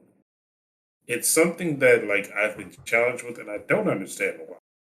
But I the in and out involvement, I'm not sure how I feel like I almost get too much Baby Keem. Yeah, I maybe I just wanted more diversity and that's what it's coming down to. yeah, But like yeah. Because I we feel like did him call like having wanted like a lot of features and like really with the exception of like yeah, literally. goes like don't get me wrong like there are some like really like we said there was going to be surprising features and there were. There was Kodak, there Right. was Ghostface, Summer Walker was like Yeah, okay, that was definitely out in left field. yeah. So uh then again like don't get me wrong, I don't think Summer Walker needs any help with her career, but like No, she's gonna come. I know she doesn't like to leave the house, but I think she would for Mr. Lamar. I think that's an opportunity you do not say no to. Yeah. By the way, I respect your decision. Summer Walker, I would do the same. I think you're completely rational. Like, Right. For your career rise, this is yeah, perfect. no, I'm like, I agree with you. It's an interlude. It's just meant to set up the character of Baby Keem, I think, and then really set up. Yeah, I man. mean, it does jump into the actual song. Yeah, yeah, it definitely What? does. And this is, oh boy, is this the centerpiece of the entire album? I was actually, uh, it's hard. I was going to ask if this was the "Sing About Me Dying of Thirst," if this was the fear of this album, and I haven't decided yet because there's three songs that come after this that are all very heavy. Yeah, I don't. I do not think this is the fear or dying of thirst. I think that's Mother I Sober. Okay, Yeah. so Do you with know what? Savior here. Do you know what I compare Go this ahead. to? Is Bitch Don't Kill My Vibe. Okay, Yeah, this is I like, can see that. Yeah, I yeah, can see that instead. yeah, like this is because like it is like a very fun song. Like this is, I think this could be a hit for sure. It's a very fun song, Yeah. but for me personally, I feel like this was debatably one of the most serious songs. Yes, that's the thing. But like that's the best part though. Like, Like like this is a very serious song. yeah, like there is no uh like there is no line wasted on anything unserious, right? But yet it comes across very, very fun. Kind of like Bitch Don't Kill My Vibe. My point. Uh, Brandon, should we fill them in on what we've been doing for the past week in uh terms of this song? yeah, we definitely should. So Like we're that's how just fun this song is. yeah, okay, we're gonna call a spade a spade. Me and Purvis have been playing an improv game where we take we Literally take an improv game. yeah, the intro where it's the one of the best intros ever. Like, Kendrick made you think about it, but he is not your savior. Cole made you feel empowered, but he is not your savior. We just took that and ran with it. Like, And boy, did we run. yeah, yeah, we were We just came up with all kinds of like all kinds of random silliness. stuff, just like, We but dig, he's we not your dig deep. savior. I think we're out of rappers. I don't think we're gonna be doing this game anymore. Like we started doing like famous philosophers and Spider Men. Bro, I did LSD. I was like, you can cruise down LSD, but it is not your savior. It's just like, My God.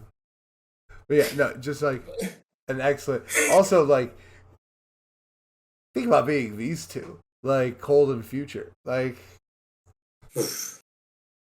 yeah. uh But it really does like talk as fun of an intro as it is.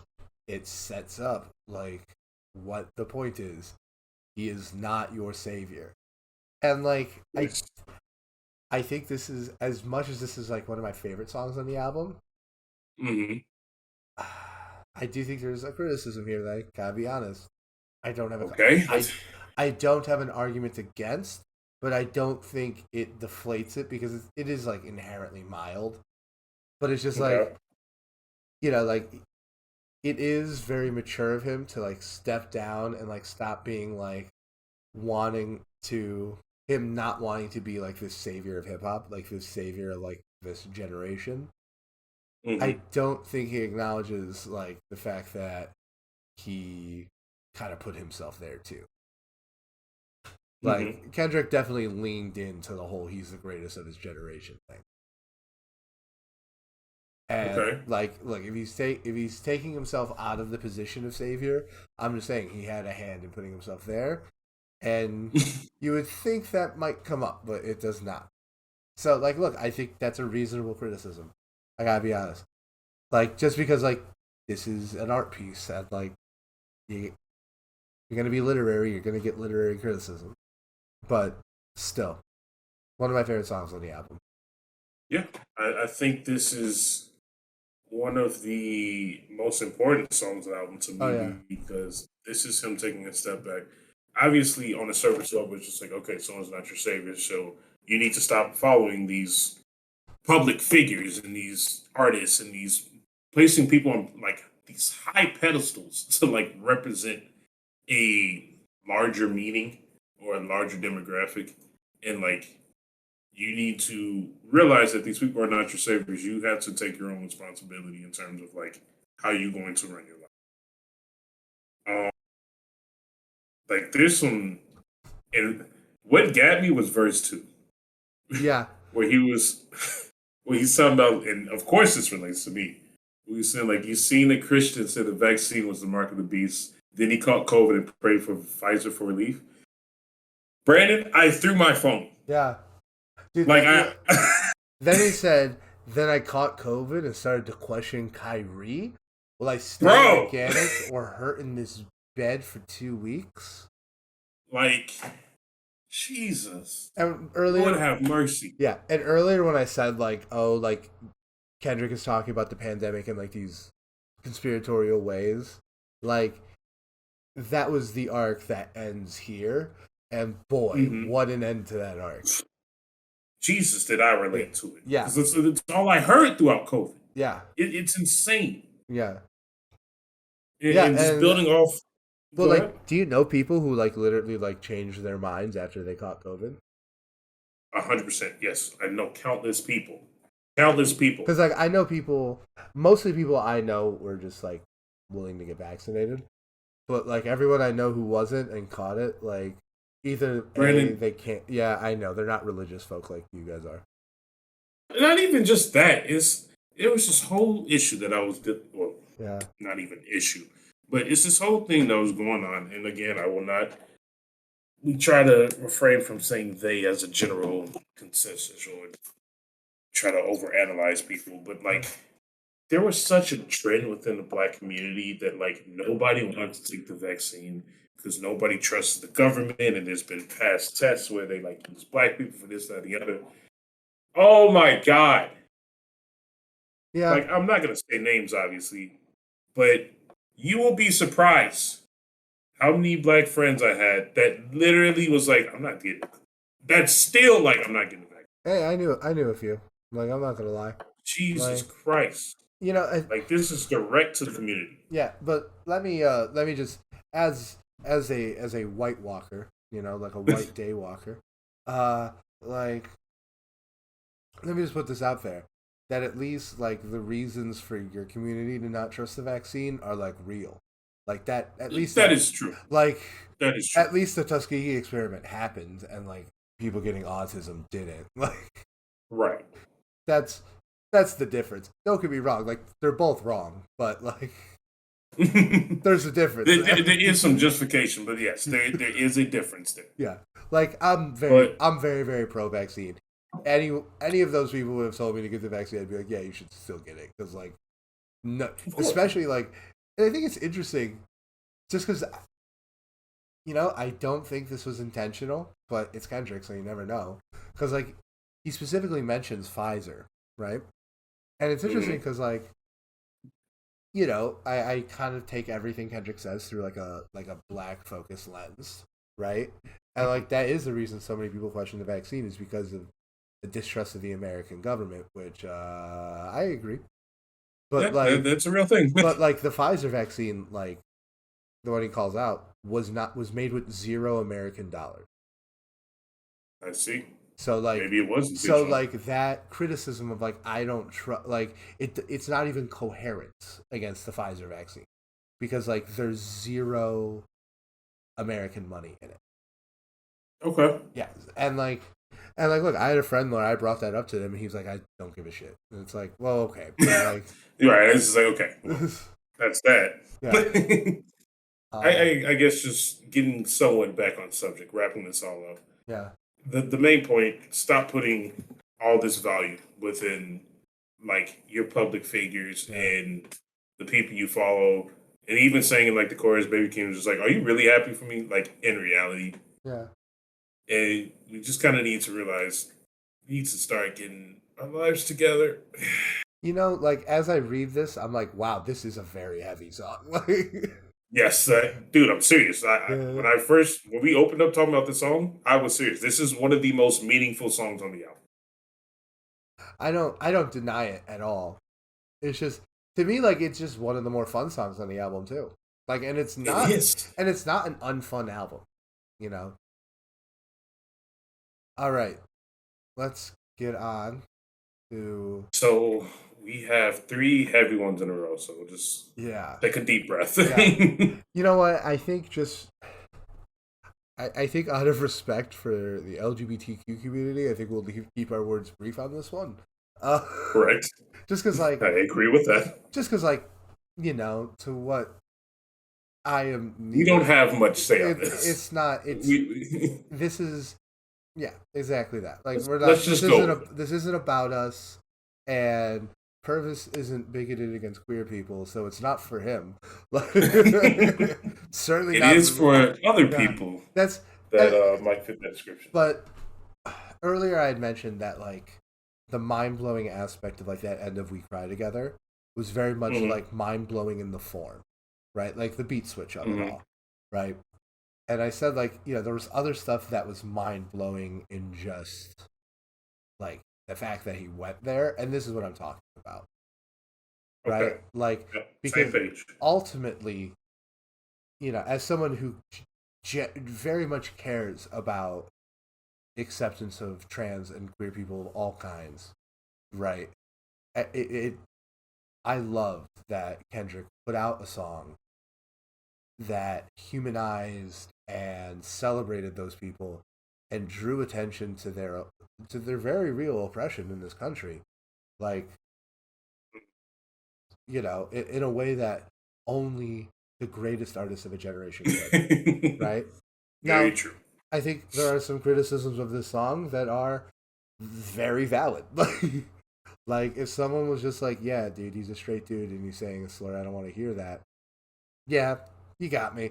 That's like, can't deny it. Yeah. It's that's straight facts. Yeah, that's like if that's really gonna, like, you know, I don't feel like I can tell another human being, like, oh, like, no, you're fucked up for, you know, not liking that. No, you're fine. What I do like is when people use that as an excuse to be anti-intellectual and not try to understand what the song is saying. But I think that's a minority of people who are genuinely saying, like, no, it's fucked up that he did that. So I was going to say, there's a group of people that are choosing not to understand the deeper meaning. Yeah, and that's the other thing, is that there are plenty of people who, like, do get the meaning of the song, and are still like, nope, still unacceptable. And to them, you got me. You got me. Yeah, I was going to say, hey, you're not wrong. Yeah, you got me. You're not wrong at all. And, like, the only justification that, like, we could push against it, and we kind of talk about it very briefly, is like, this song is meant to be for the individuals that grew up ignorant to the subject. This is for the people who are going to think less of Kendrick Lamar because he made this song. Exactly. Like, I think a whole lot of people, like, especially, like, someone like me who's, like, plugged into, like, you know, progressive communities, I'm going to hear this a lot. But, like, there's a huge group of people who love Kendrick Lamar who will probably stop liking him because of this song. And that's why I think it's so important that someone like him made this. Because, you know, anyone who doesn't see that this is, like, a unapologetically pro-queer position is just not being honest. And beyond just, like, the slur stuff, like, there is, like, the dead naming, which I can also, like, I've had that explained to me by some people, like, and that can be very traumatic and fucked up, so I get that, right? Even though I think, like, it almost feels like when you hear, like, oh, Demetrius is Marianne now, like, that lyric, it almost feels like penance or, like, a mark of shame. Like, he's ashamed that he even sees it that way. Yeah, I can see that. And I gotta say, like, one of the most mind-blowing things is, like, you know, you hear this, and then, like, his trans uncle, you know, in it says that he was the first person to introduce Kendrick Lamar to rap.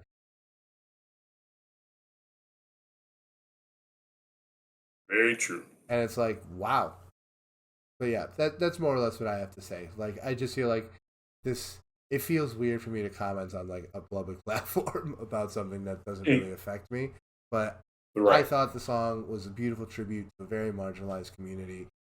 I understand why people within that community like have problems with it, and I refuse to talk over them.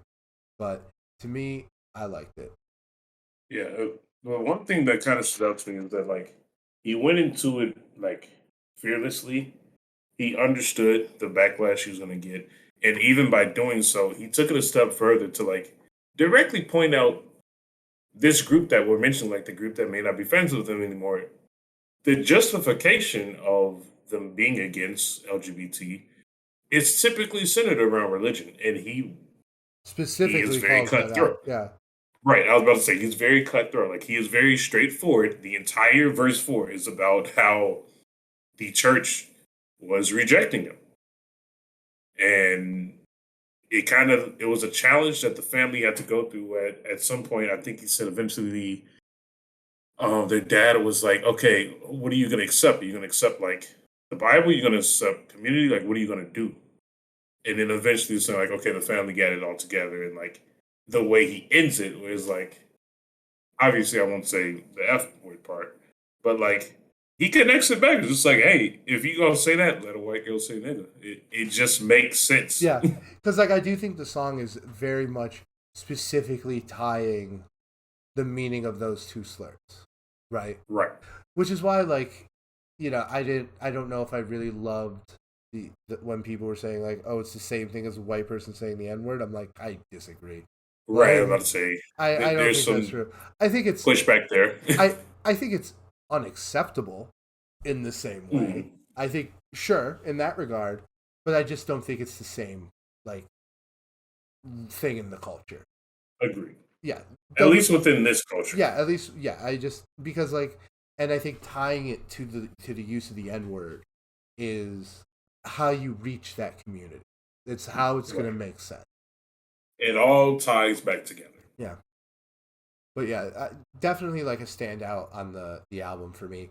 Not it's a song I never skip, but I'll be honest, I'm not like clicking on it. Like, Exactly. Same um, thing I said for the other one. I was like, if it comes on, I'll listen to it, but I'm not gonna press yeah, if I'm play. gonna like, this is an album that I'm like biased towards like listening in like either like the entire thing or like I'll start on Count Me Out and listen to the entire back one, and like I Mhm. don't skip it, but like yeah, it's not one like I bang in the whip. I can't wait to listen to Two Diaries. Yeah, it's like yeah, play. It's like yeah. Just- It's like, stop playing it in front of the host. He's saying slurs. You're scaring the hoes. Oh my god. All right, All right, well, so on Mr. to Morale, Mr. Morale. this is Yeah, title of the album. yeah. So This is how do you feel? the second title track technically, and Right. honestly, like love Pharrell on the production. I'm a fan of Pharrell. I gotta say it. Who is it? Let's be Who? honest. How could you not be? Uh, You'd be a fool. but yeah, it's definitely about like it definitely feels like this is about like generational pain. It's about like once again, this is almost to the same degree as Anti Diaries, not quite as much. And I feel like I'm Hmm. going to say this for the next album too, the next song too. But it does feel kind of like weird to comment on it because it's very much about like the generational trauma of black people in this country, which Hmm. I do not have. Uh, You may not and be going through that, Brandon. yeah, but like it's relatable to me. Like it makes it. Yeah, I understand that I'll never experience it, but I feel like now I can be better empathetic towards it because like I have a lot of black people in my life, and I want to like Hmm. I want to make sure that I do whatever I can to like not be a bad person. Well put. Yeah. But what about you? What were your reactions to this one? I think it's a really good song. It almost fell to the side for me because it's in a very difficult spot. It's in between Unto Diaries and it's in between Mother I Sober. Yeah. And those are two very big points in the album Yeah. where it Heavy all kind of points. fades. Right, heavy points. Heavy points too. Considering that it's meant to be like the title of the album. Yeah. I will say I expected something bigger. More, yeah, because it is kind of like a tight. It's less It's just in a tough grand. spot. It's yeah. Well, it's the least serious in a long row of serious songs. Yes. It's very focused, and it's just this back half, like it's artistically probably the best part of the album, but like it's Mhm. heavy, like even Savior, which is like really really fun to listen to, like that is not a light listen, It like is that, not at all. you know, and this is a walk in the park compared to Mother I Sober, like uh also, also correct. yeah, but But yeah, not to take anything away from it, yeah, but it's no, just in a tough spot. could not agree more, like it really is like though arriving at like the core of like, I mean, it's a therapy session, right? Like Yep. the deeper you go, the more you uncover, and like it helps you move on, but that's kind of all it's gonna do. Hmm. uh or yeah, So we're so reaching, what did you call it? The like peak, the climax or yeah, the something? What's climax, the term? Mother I Sober. Uh, Yeah, okay. and like I think this definitely fits the definition of a climax, especially because like the song after that, Mirror, like I think is essential listening. I think it's like very much important to the narrative, but it's nowhere near as much of a moment. Hmm. But yeah, this one is Oh boy. yeah, you talk about It's this a one, lot Purvis. of You talk about this topics. one. I You want me to talk? um, I don't know where to start. yeah. It's, Um, this is about sexual abuse, and it's not yes. an easy one to talk about, and This man about really had these three songs in a row. it's Jeez, I'm about, like yeah. thinking about it. And the next one's not like a fun one either. Like it's less this, but it's This but is like like but like when you're poetry. sitting there listening to it, it feels like, yeah, it feels like poetry. It feels like, the beautiful end to a heartbreaking novel or play. It really does. Like it really does feel like he has reached like the deepest core of not only his pain, but like his community's pain. Because like Yeah, it's I a was literally gonna say this would be like not the end of the therapy session, but this would be the most important part of the therapy this is the session because breakthrough. this wraps everything that he's talking about in all the other songs into one, and like why he is going through these issues. Yeah. Yeah, that's exactly it. And Like, yeah, and it explains it. I love the way it very beautifully ties like his personal experience with this very dark subject into, it just ties his experiences very neatly to the experiences of like his community, and like a more systemic mhm, uh a more systemic like look at sexual violence, which is ultimately what it's about, and right, it's a doozy, and especially. ongoing. It's an ongoing issue that's been happening for a while. That like I don't feel like a lot of people kind of bring up as often as some of the other subjects that he mentions within the album, but Yeah, just the way he tells a story, where he's like, family ties to accuse my cousin, did he touch Kendrick? Never lied, but no one believed me when I said I didn't. Like the way he can kind of break down these moments. It's kind of like a jumping in and out of a timeline where yeah, it's like he's giving almost a backstory, like his personal experience, and he's yeah, wrapping it all back up to his song. yeah, It's so powerful and meaningful, and he's even talking about like history. Oh, where is it? Now I'm trying to look for it. yeah. Like towards the bottom, like towards the end. Yeah, yeah. He was saying they Yeah, raped our yeah, mothers, they raped our sisters, then made us watch, then made us rape each other. Psychotic torture between our lives began recovered. Like, bro, Jesus, please. yes. But like at the end, you get that moment, like the interlude Yeah. from his wife. Uh, And I think that's kind of like what it's meant to represent, like Mr. Morale. Like I think that's what it's supposed to be, like his self-actualized self. Like after he Hmm. unpacks all this trauma, after he unpacks all this stuff that he has gone through, like both interpersonally and like as a result of a system, he has broken this curse. Hmm. And I think And he like says all that. yeah, I like set that's like myself free. I set this free. I set my cousin free. Like he's saying this all in the verses. yeah, and it makes sense because I think the last song is called Mirror. Mirror, I think, is very much about like the damage we take along the way. Hmm. But yeah, fuck man, it's a heartbreaking end. And I'll say that I think this is probably like my grand feelings on the album is Okay. that the same way To Pimp a Butterfly like looked outwardly with like such genius insight and scrutiny and criticism, I Hmm. think this is aimed inward with the same veracity. Yes. And I think that's what we get. I mean, I've mentioned I think it's some of the rawest music I've ever heard. Like in that way, it reminds me of Blonde. Like in a very, very I was literally, oh my goodness. yeah. As Like soon I as you know said that's probably like our emotion, cliched for us to say because but still, just like the way like it's. I mean, this it's the one's only thing that I can think that yeah, compares. yeah. I mean, like production wise, not so much, but like subject matter wise, absolutely. Yes.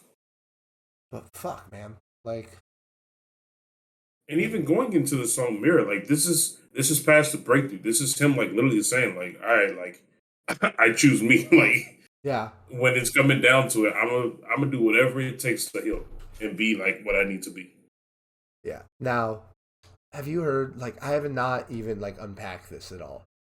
But have you heard the theory that like the album, like the two albums, are supposed to like mirror each other?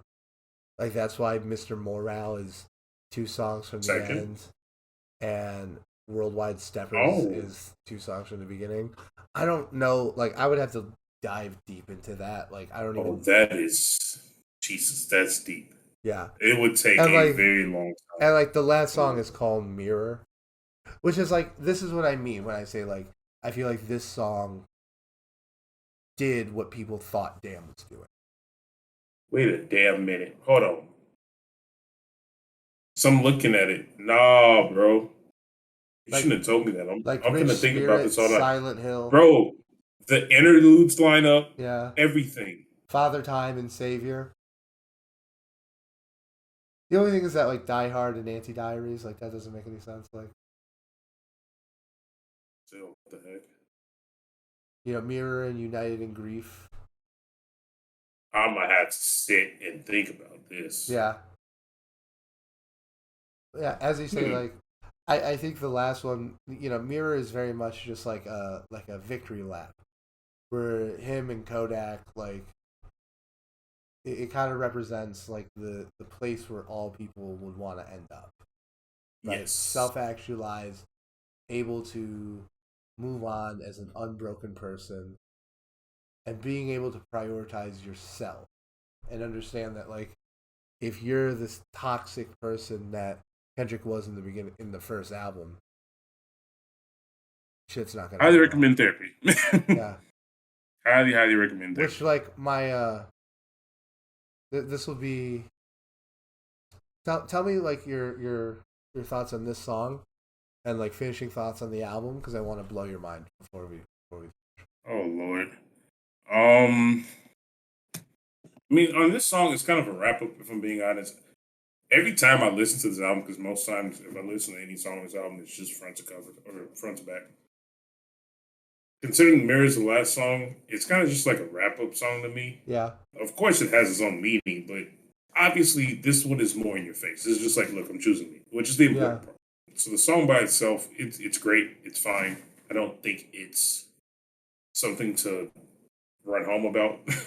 The album, if you're asked about how I think about the whole album, obviously, one of the first things people are going to want us to discuss is where do I place it? It's difficult. It's very hard. Yeah. I don't think it's as good as Mad Kid or Good Kid, Mad City. The Kid, Mad City. Yeah, I that's still don't think my it's as favorite good. Kendrick album. I think it's up there with To Pimp a Butterfly. Yeah, I think it's better than Damn, that even though I do like Damn a lot. yeah. I think on any given day I might flip between this and Untitled and Master for third. Okay.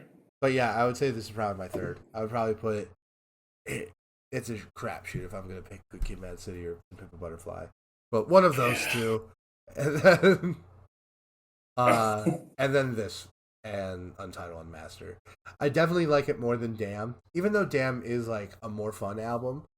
And Yeah, it's exactly. especially like having sat with this now, it's like I feel like I might even grow to like Damn more because I feel like it has its place now. That's exactly what's gonna be my question at the end of this. Because we've talked about this, and Damn, you said it's got potential to be a classic. Will you call it a classic now? Or will you No, not call because it a like classic? I mean, it almost feels like the clock is reset in like a way, because like Okay. it went from Kendrick's last album to like one of several. So I feel like with a dude who's so young like Kendrick, like I feel like I still owe him a few more albums before like I call Okay. anything definitively. Even though like let's be real, Good Kid, Mad City and Pimp are Right. It classics. is a classic. Those are Like classics. it's controversial to say they're not. Yeah, they're classics. If anyone Well, says they're not, I don't they're care. I'm gonna they're a disagree with classic. them strongly. No, they're a classic, 100%. Ugh. Was it worth it? Was it worth a 5 year wait? Whatever would be.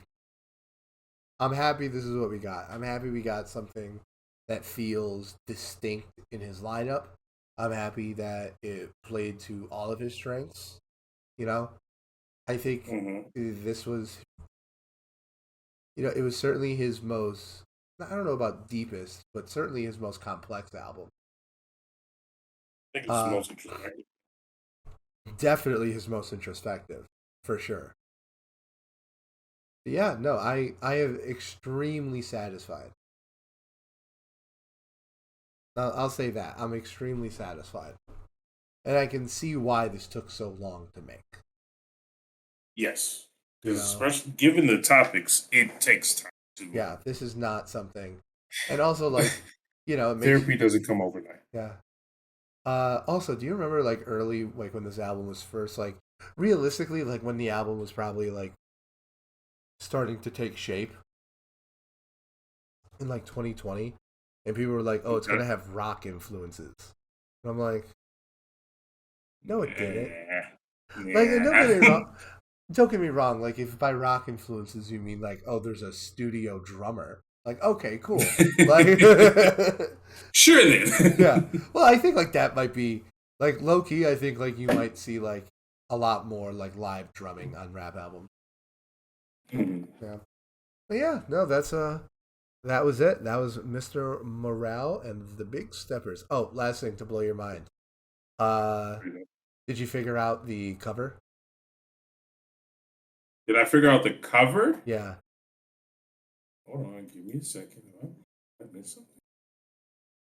What's supposed to be the cover?